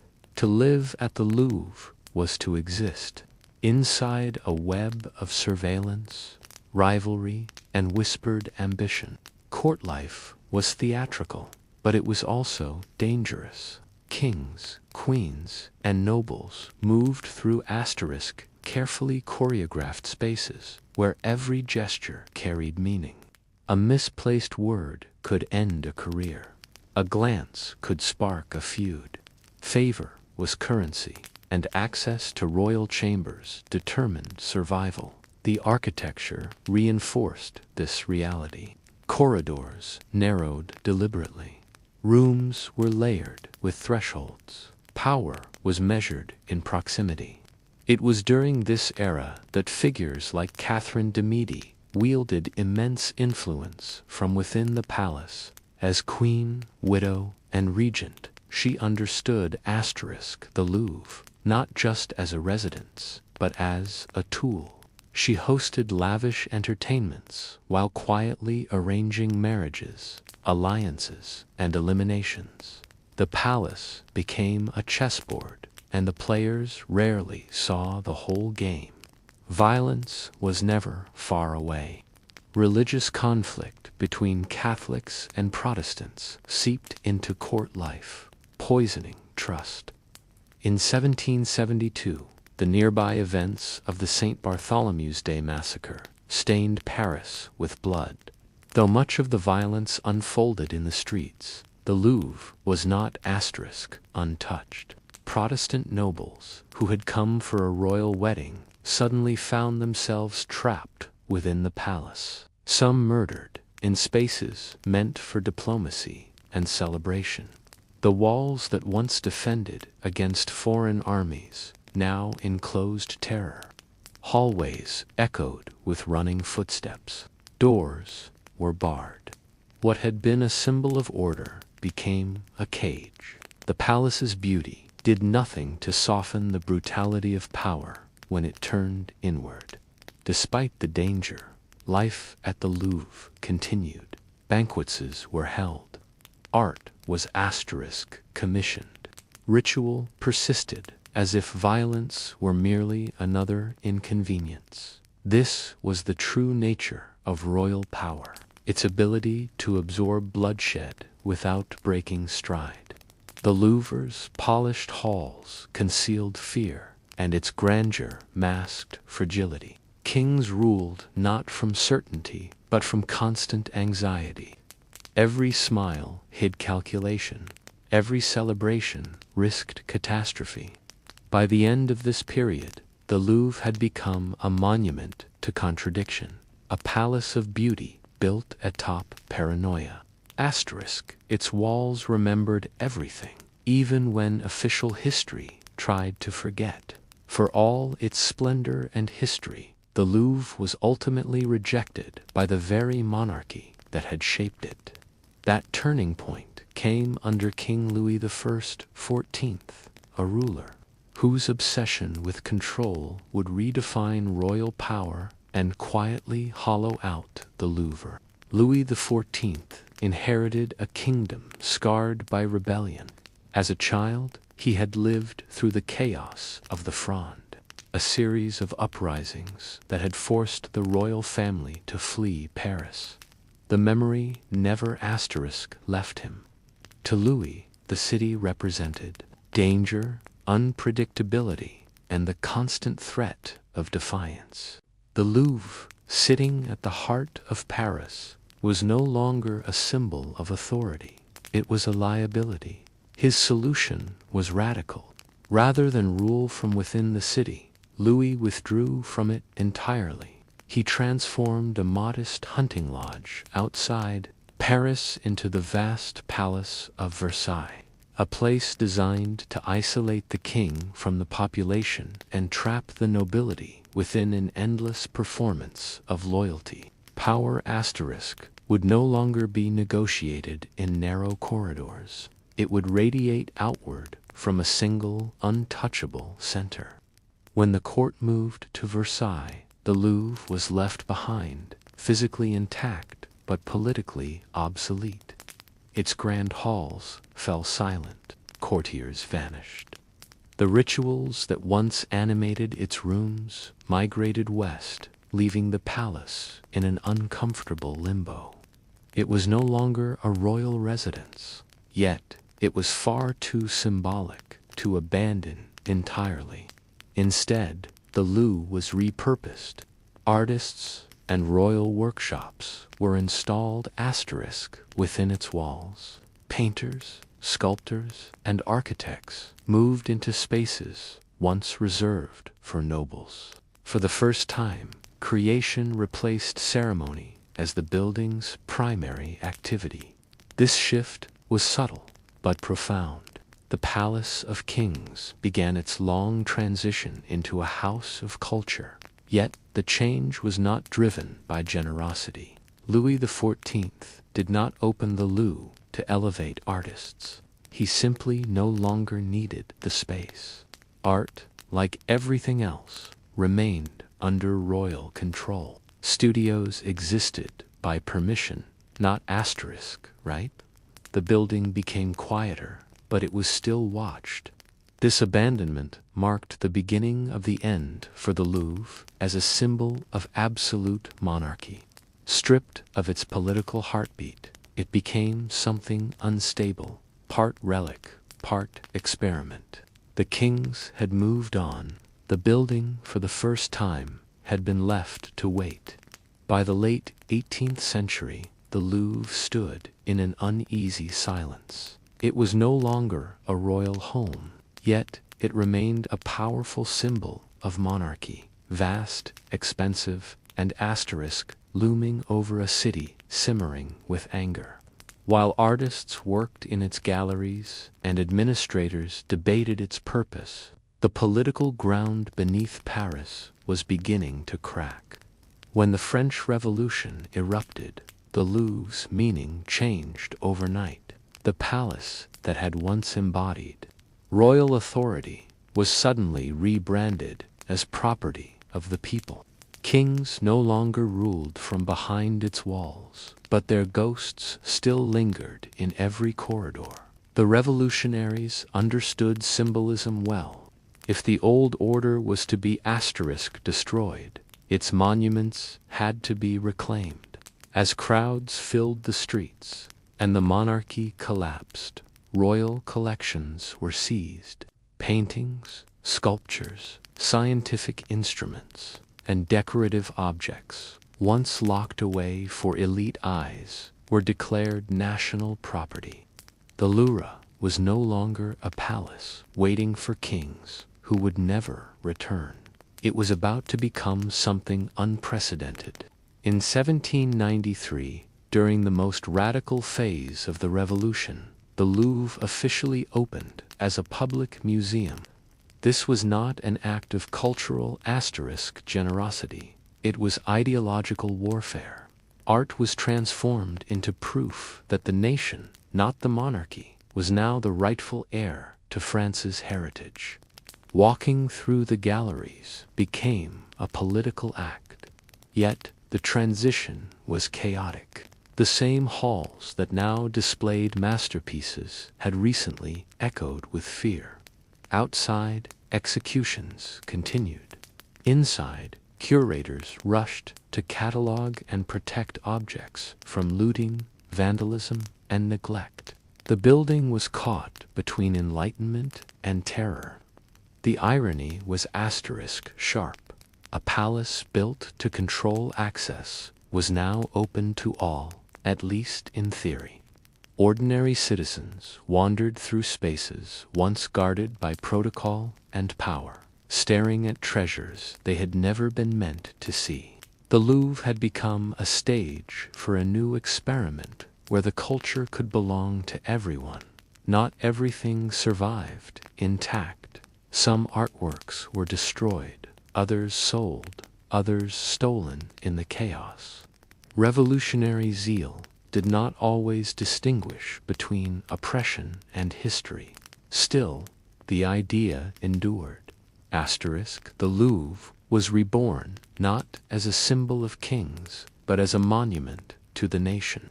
This chapter marked the most radical transformation in the building's long life. The fortress had become a palace. The palace had become a museum, and beneath the marble floors, centuries of power quietly shifted hands, this time without asking permission. The revolution had turned the Louvre into a museum of the people, but it was empire that turned it into a museum of power. When Napoleon Bonaparte rose from general to ruler, he understood immediately what the Louvre could become. Art was no longer just heritage. It was propaganda. Napoleon renamed the Louvre the Musea Napoleon, a symbolic gesture that made his ambitions unmistakable. As his armies marched across Europe, they did not return empty-handed. Masterpieces were seized from Italy, the Low Countries, Germany, and beyond. Paintings, statues, manuscripts, and relics were stripped from churches and palaces, packed into crates, and shipped to Paris. Victory was measured not only in territory, but in treasures. Inside the Louvre, galleries were rearranged to tell a very specific story. Art was displayed as proof of French superiority, ordered to suggest that history itself had culminated in Napoleon's reign.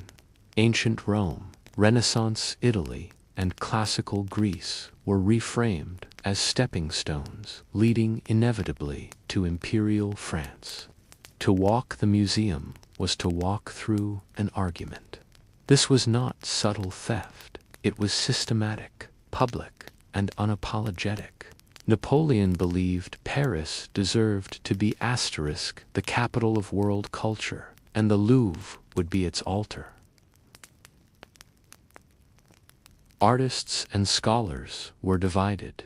Some thrilled by access to unprecedented collections, others disturbed by the violence that made it possible. For visitors, the experience was overwhelming. Never before had so much of Europe's cultural heritage been concentrated in one place. The Louvre became a destination not just for citizens, but for foreign dignitaries forced to admire what had been taken from them. But empires rarely last. When Napoleon fell, the question of ownership returned with force. Defeated nations demanded their art back. Crates were reopened. Catalogs were scrutinized. Many works were repatriated, though not all. Some objects quietly remained, absorbed into the permanent collection. This period left a permanent scar on the Louvre's identity. It exposed the uncomfortable truth that museums are not neutral spaces. They reflect power, conquest, and choice. What is displayed is often what survived domination. The Musea Napoleon vanished with the empire, but its legacy endured.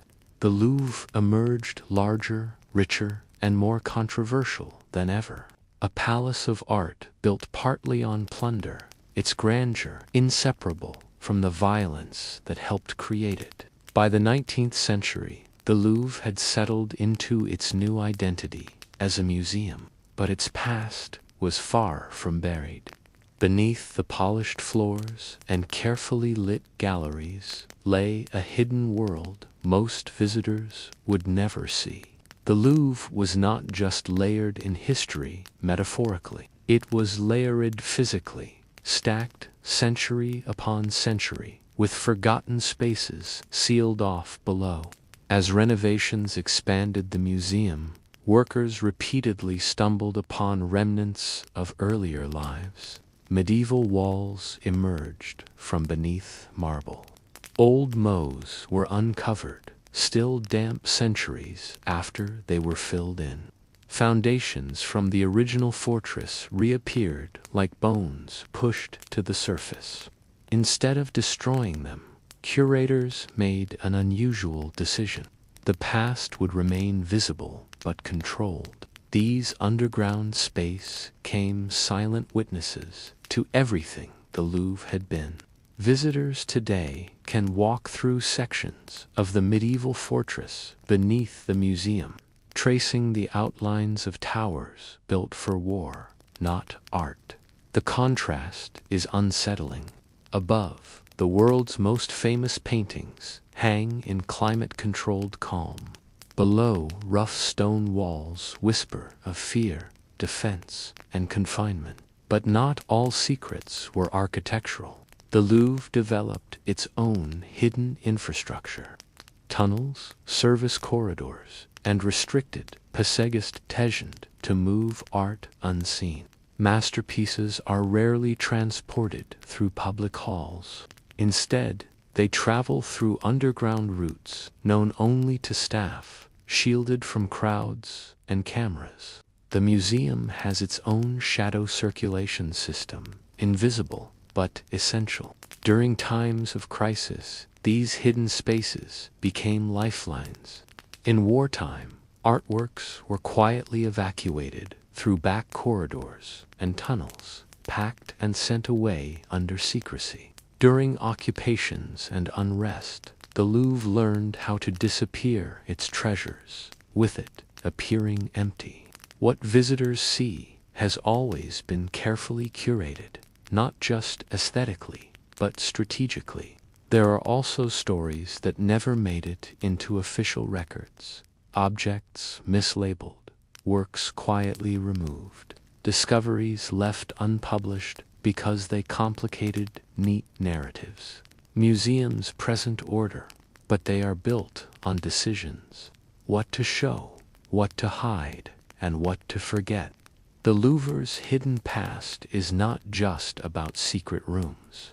It is about control of memory. Every museum is an argument about history, and the Louvre's argument is reinforced by what lies beneath it. Above ground, the building celebrates civilization.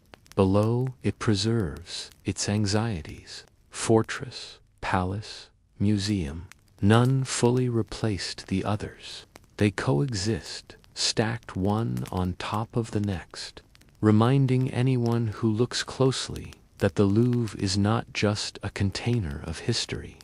It is history itself, still holding its breath underground. Today, the Louvre presents itself as timeless, calm, authoritative, and universal. Millions pass through its doors each year, guided by maps and audio tours that promise clarity and order. Yet, this sense of permanence is carefully constructed. The modern Louvre is the result of constant reinvention, each era reshaping the building to suit its own idea of power, culture, and legitimacy. The most visible symbol of this reinvention arrived in the late 20th century with the glass pyramid. Designed to modernize access and circulation, it was controversial from the moment it appeared. Critics saw it as an intrusion. Supporters praised its symbolism, but beneath the debate was a familiar pattern. The Louvre once again adapting to remain central, relevant, and controlled. The pyramid did not replace the past. It reorganized how the public encounters it. What visitors see today is the end result of centuries of selection. Not just selection of art, but selection of narrative. Some objects are elevated to global icons. Others remain in storage, unseen. Entire histories are condensed into captions, while uncomfortable origins, looting, coercion, erasure, are often softened or omitted. This is not deception so much as design. Museums do not show everything. They never have. The Louvre's authority comes from its ability to frame history as settled. Walls are quiet. Labels are confident. The chaos that once defined the building, sieges, massacres, revolutions, is smoothed into chronology.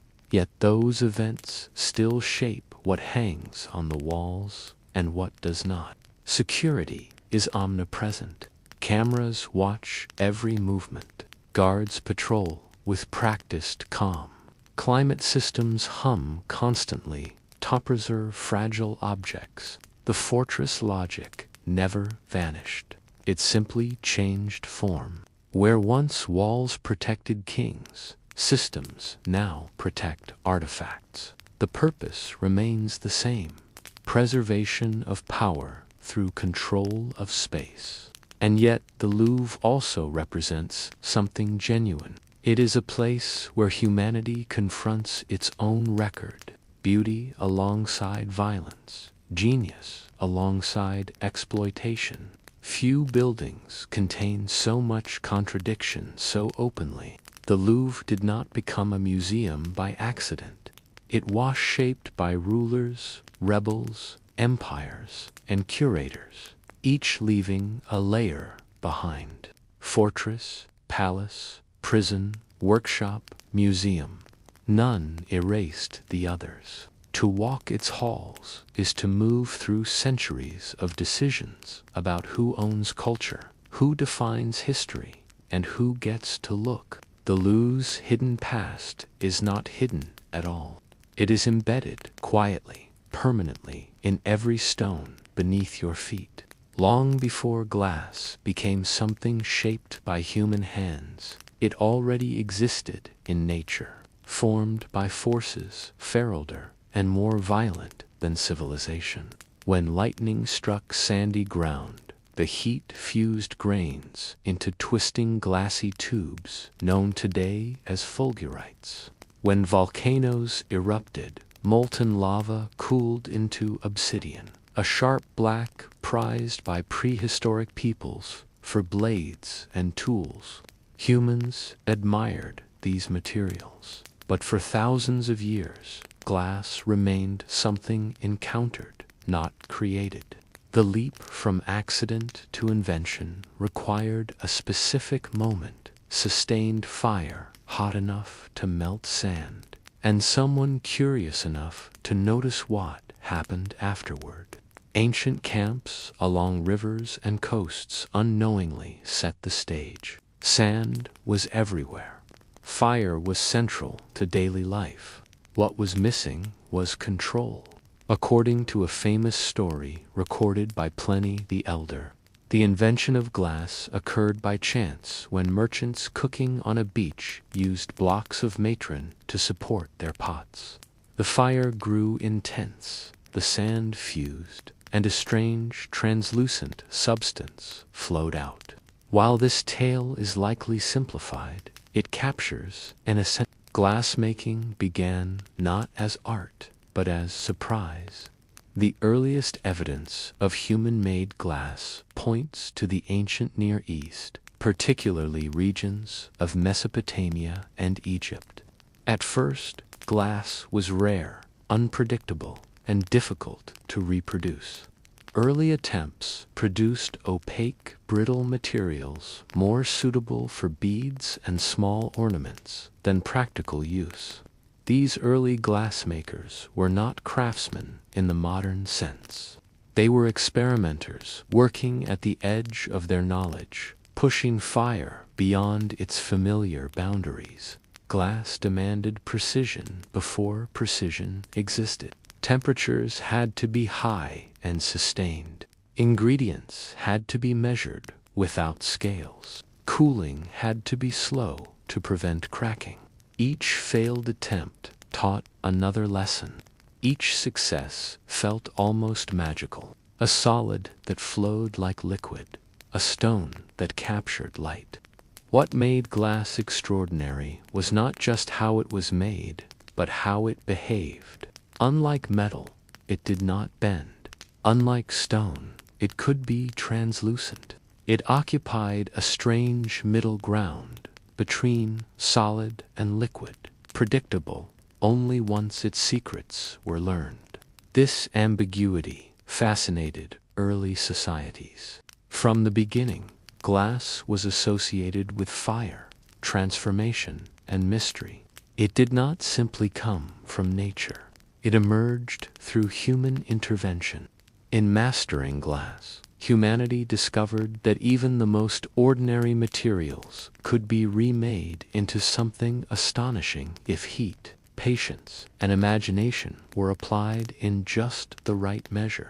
Once humans learned to coax glass into existence, it did not become an everyday material. It became a luxury. In the ancient world, glass was difficult to make, unpredictable and expensive, qualities that made it perfect for elites and sacred spaces. In early Egypt and the Near East, glass was not valued for transparency, but for color. Deep blues, greens, and opaque whites mimicked precious stones like lapis, lazuli, and turquoise, materials associated with divinity and power.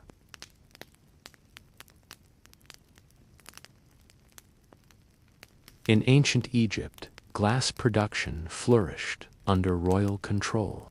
Workshops were often attached directly to temples or palaces, and recipes were guarded closely.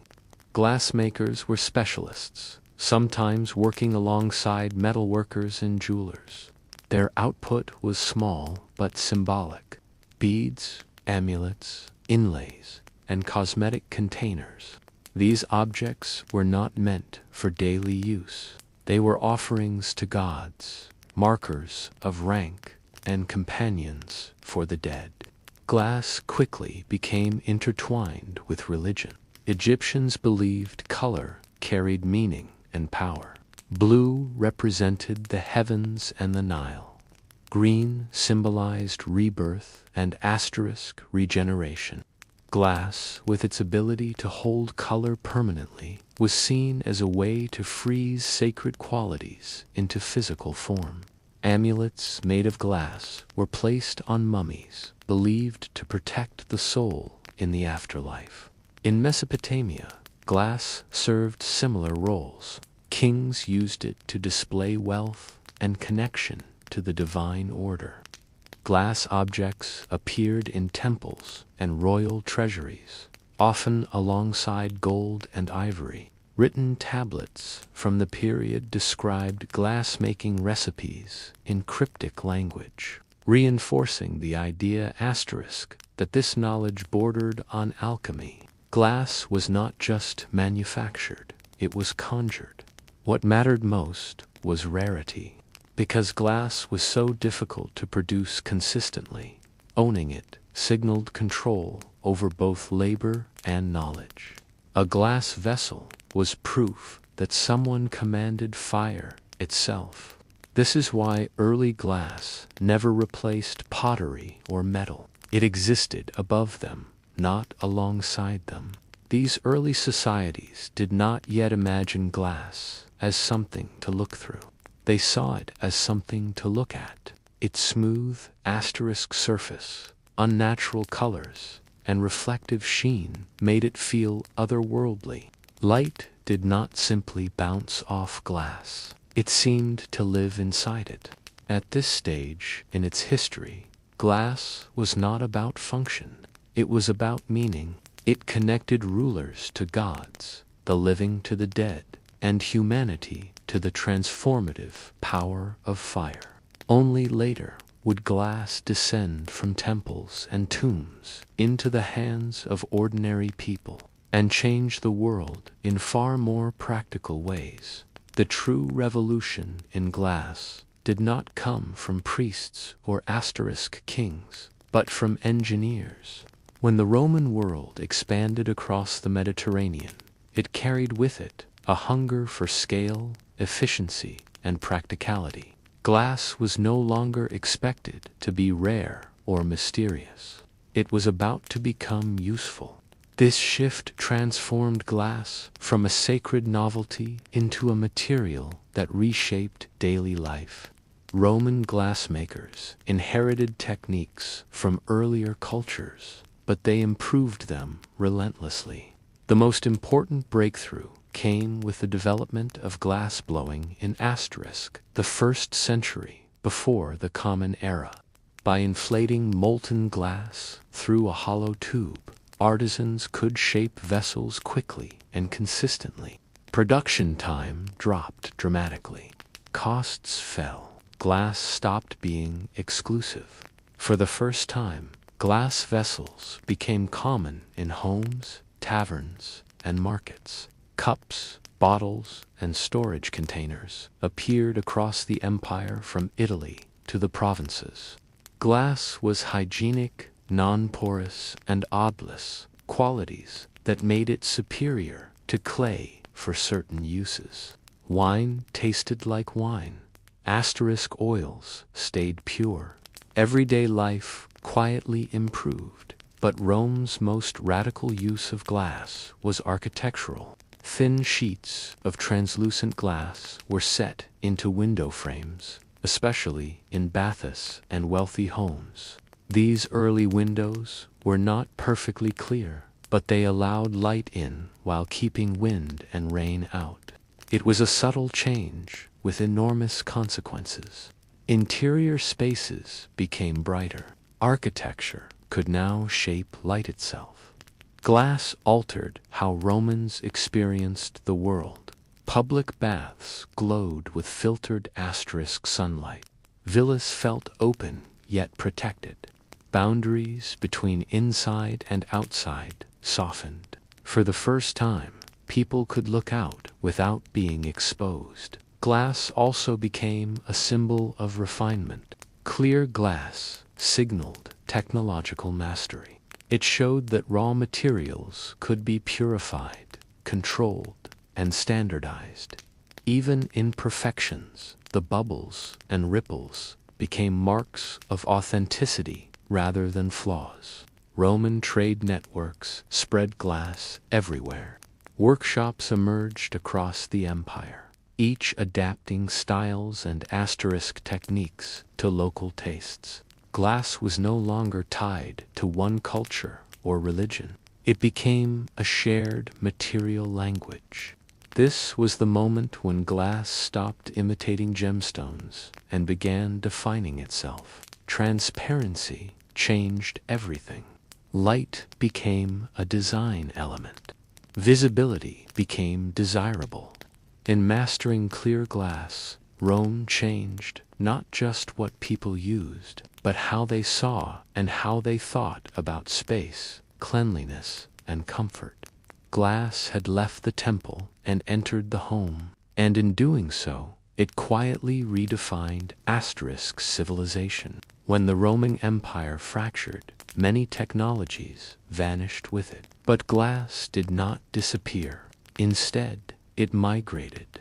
As imperial infrastructure collapsed in Western Europe, the knowledge of glassum survived in places where stability, scholarship, and skilled labor endured. Glass retreated from mass production and returned temporarily to something closer to a specialist craft. In the Eastern Mediterranean, the Byzantine Empire became a crucial guardian of glass-making knowledge. Constantinople inherited Roman asterisk techniques and refined them, especially in the production of colored and gilded glass. Glass tesserae, small cubes used in mosaics, covered church interiors, transforming walls into fields of shimmering light. Here, glass was not transparent, it was luminous. Gold leaf trapped between layers of glass-made saints and emperors glow as if lit from within.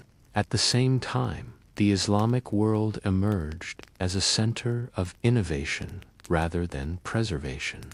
From Syria and Egypt to Persia, glassmakers experimented boldly with asterisk chemistry and form.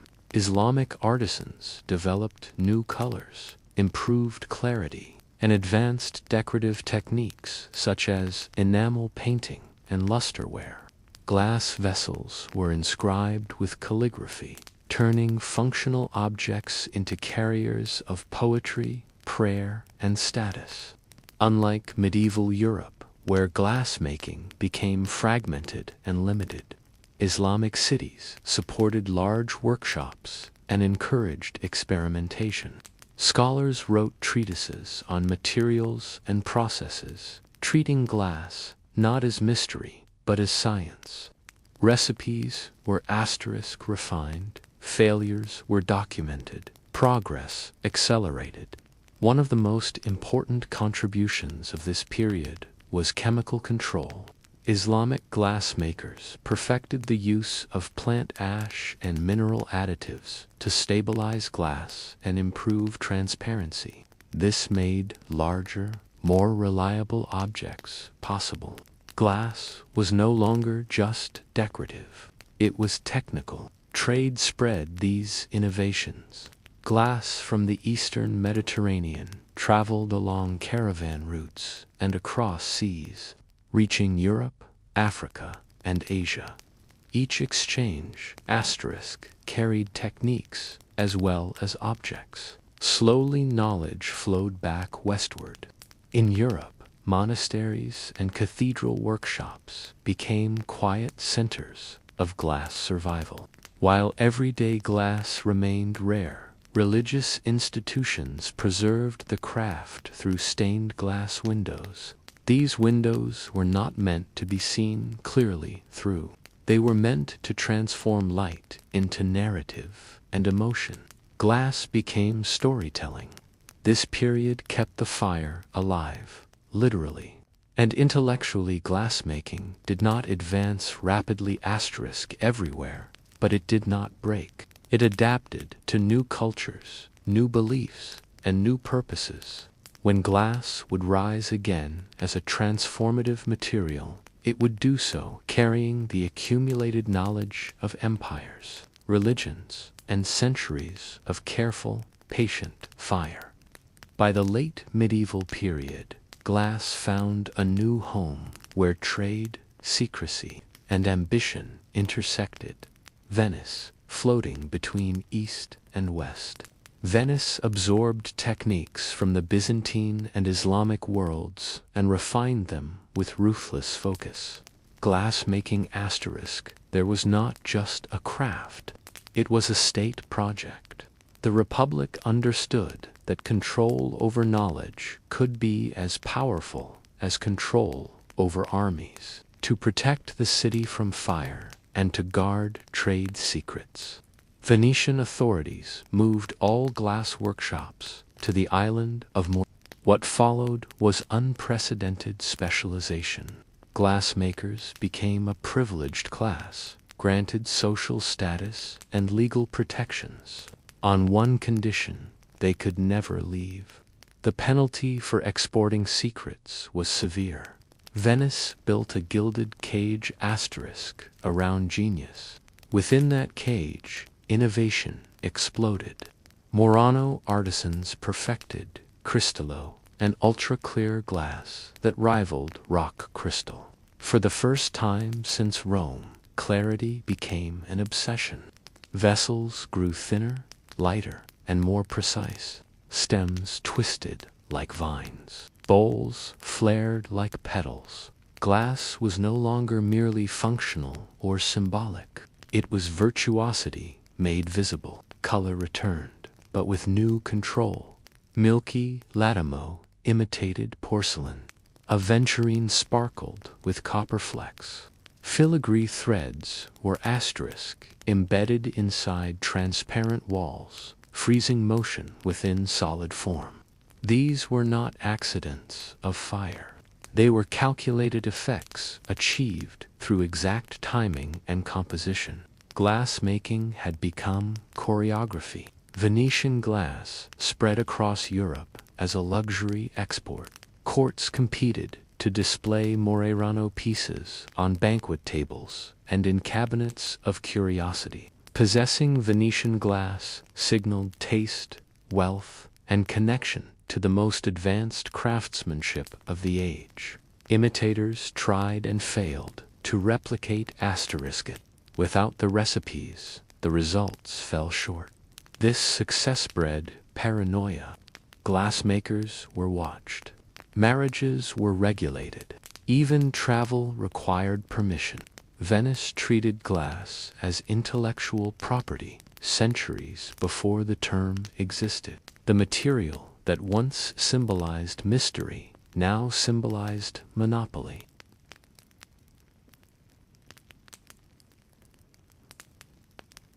Yet the pressure had a cost. Innovation slowed as secrecy hardened into rigidity.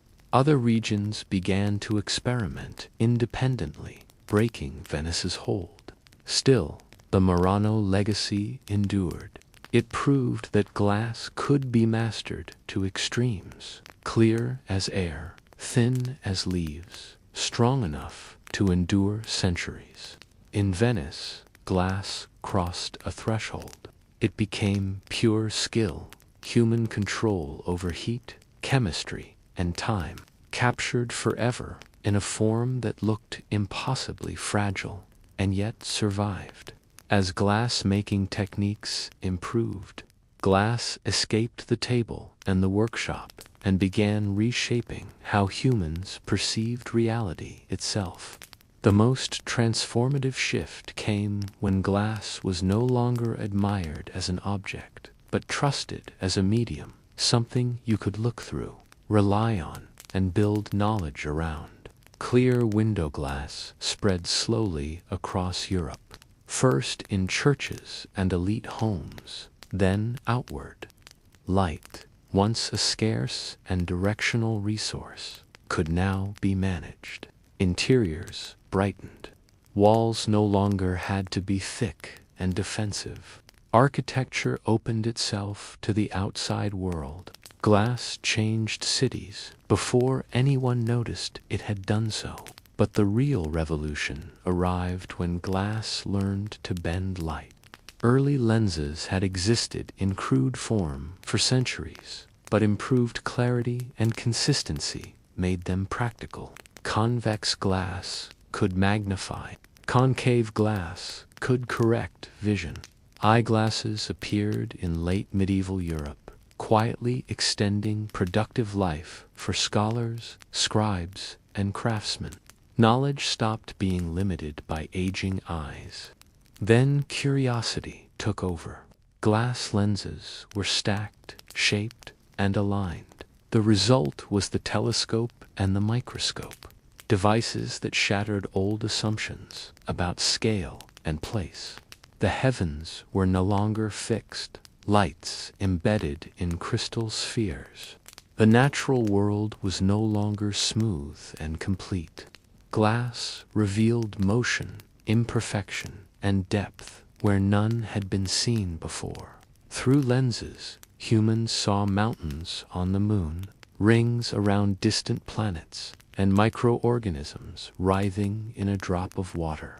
These discoveries were not philosophical arguments, they were visual facts, and they destabilized entire worldviews. Glass became dangerous. Religious and political authorities understood this immediately. A material that allowed people to see for themselves weakened inherited truth.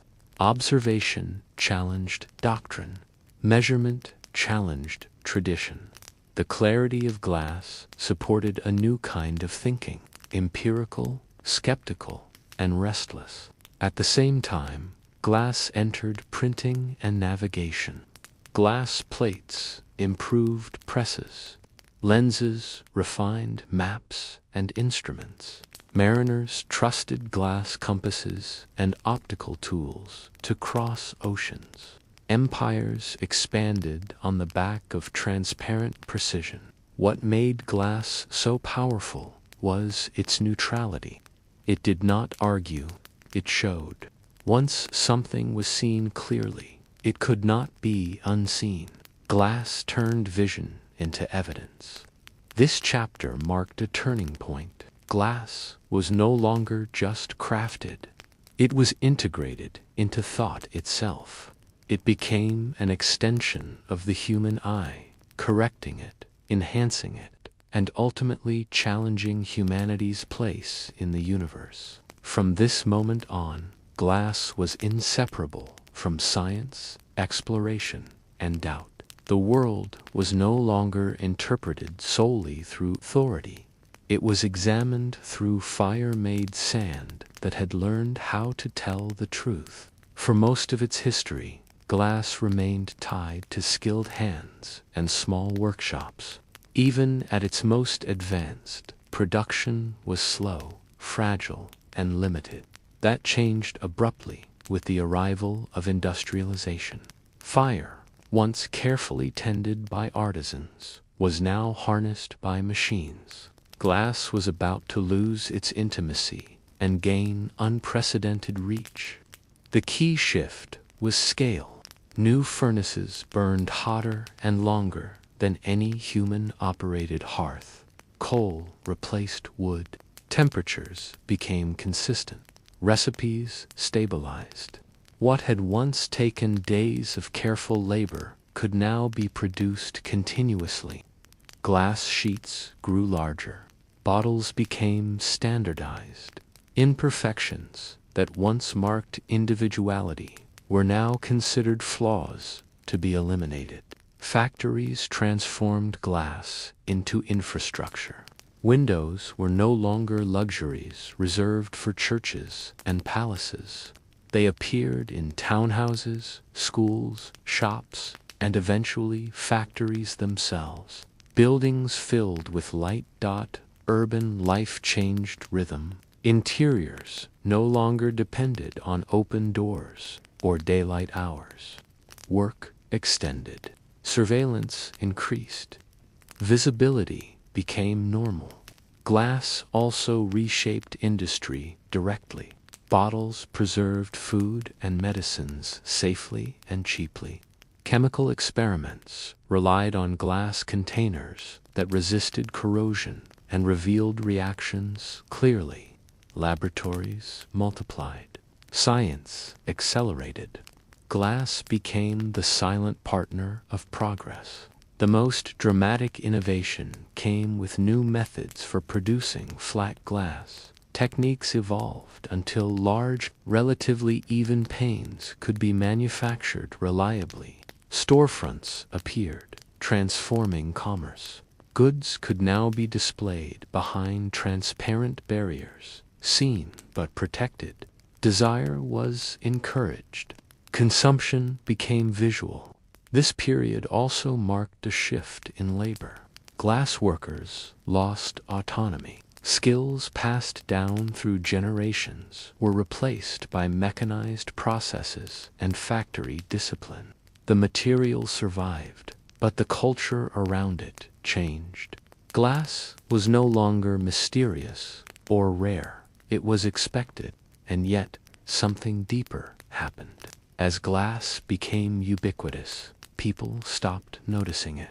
Transparency turned invisible. Windows disappeared from awareness, even as they dominated space. Glass shaped experience quietly, separating inside from outside, public from private, observer from observed. By the end of this chapter, glass had fully entered modern life. It was no longer admired as an object. It was trusted as an environment. Walls became transparent. Containers became neutral. Vision became continuous. Glass had completed its transformation from sacred substance to everyday necessity, and in doing so, it prepared the world for its final role, not just showing reality, but mediating it entirely.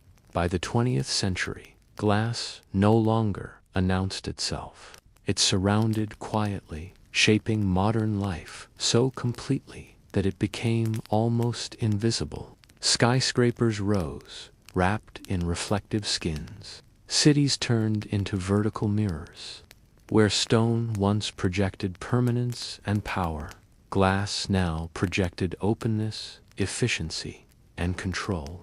Architects embraced glass as ideology. Transparency suggested honesty. Light implied progress. Buildings made of glass claimed nothing to hide, even as they reflected everything back at the viewer. Offices filled with daylight, but also with observation. Glass created openness while enabling surveillance. You could see, but you were also seen. Advances in chemistry and engineering pushed glass further. Safety glass shattered without killing. Tempered glass grew stronger than intuition allowed. Laminated glass resisted impact and intrusion. The material that once terrified glassmakers with its fragility became structurally reliable. Walls no longer had to feel solid to be strong. At the same time, glass shrank. Fiber optics transformed glass into threads thinner than hair, carrying light instead of images. Information raced through transparent veins beneath oceans and cities. Conversations, data, and economies flowed through glass without being noticed. Sand melted and stretched, became the nervous system of the global world.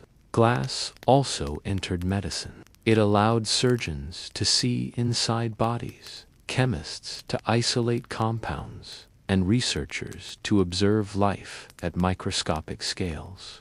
Sterile, inert, and transparent, it became a tool of trust. When something mattered, it was put in glass. Yet, the emotional relationship with glass changed. It no longer felt magical. It felt neutral. Screens replaced windows. Glass stopped framing the outside world and began displaying curated realities. Instead, phones, tablets, and monitors turned glass into an interface between humans and abstraction. We no longer looked through glass to see reality. We looked at glass to access it. This shift carried consequences. Glass mediated experience. It filtered information. It separated touch from sight. The material that once expanded vision now shaped attention. Still, its power remained rooted in the same ancient qualities: transparency, transformation, and control of light. From cathedral windows to phone screens, glass continued doing what it always had, deciding what could be seen and how. By this stage, glass had become the most trusted material in the world. We relied on it to protect us, inform us, and connect us. We trusted it precisely because we stopped noticing it. And that was its final transformation, not into art, not into science, but into environment. Glass was no longer an object in the world. It was the surface through which the world itself was experienced. Glass began as molten accident and ended as world view. By the time it fully embedded itself into modern life, it had done more than reshape architecture or technology. It had quietly altered how humans understand reality itself. Few materials have influenced thought so deeply while remaining so physically silent.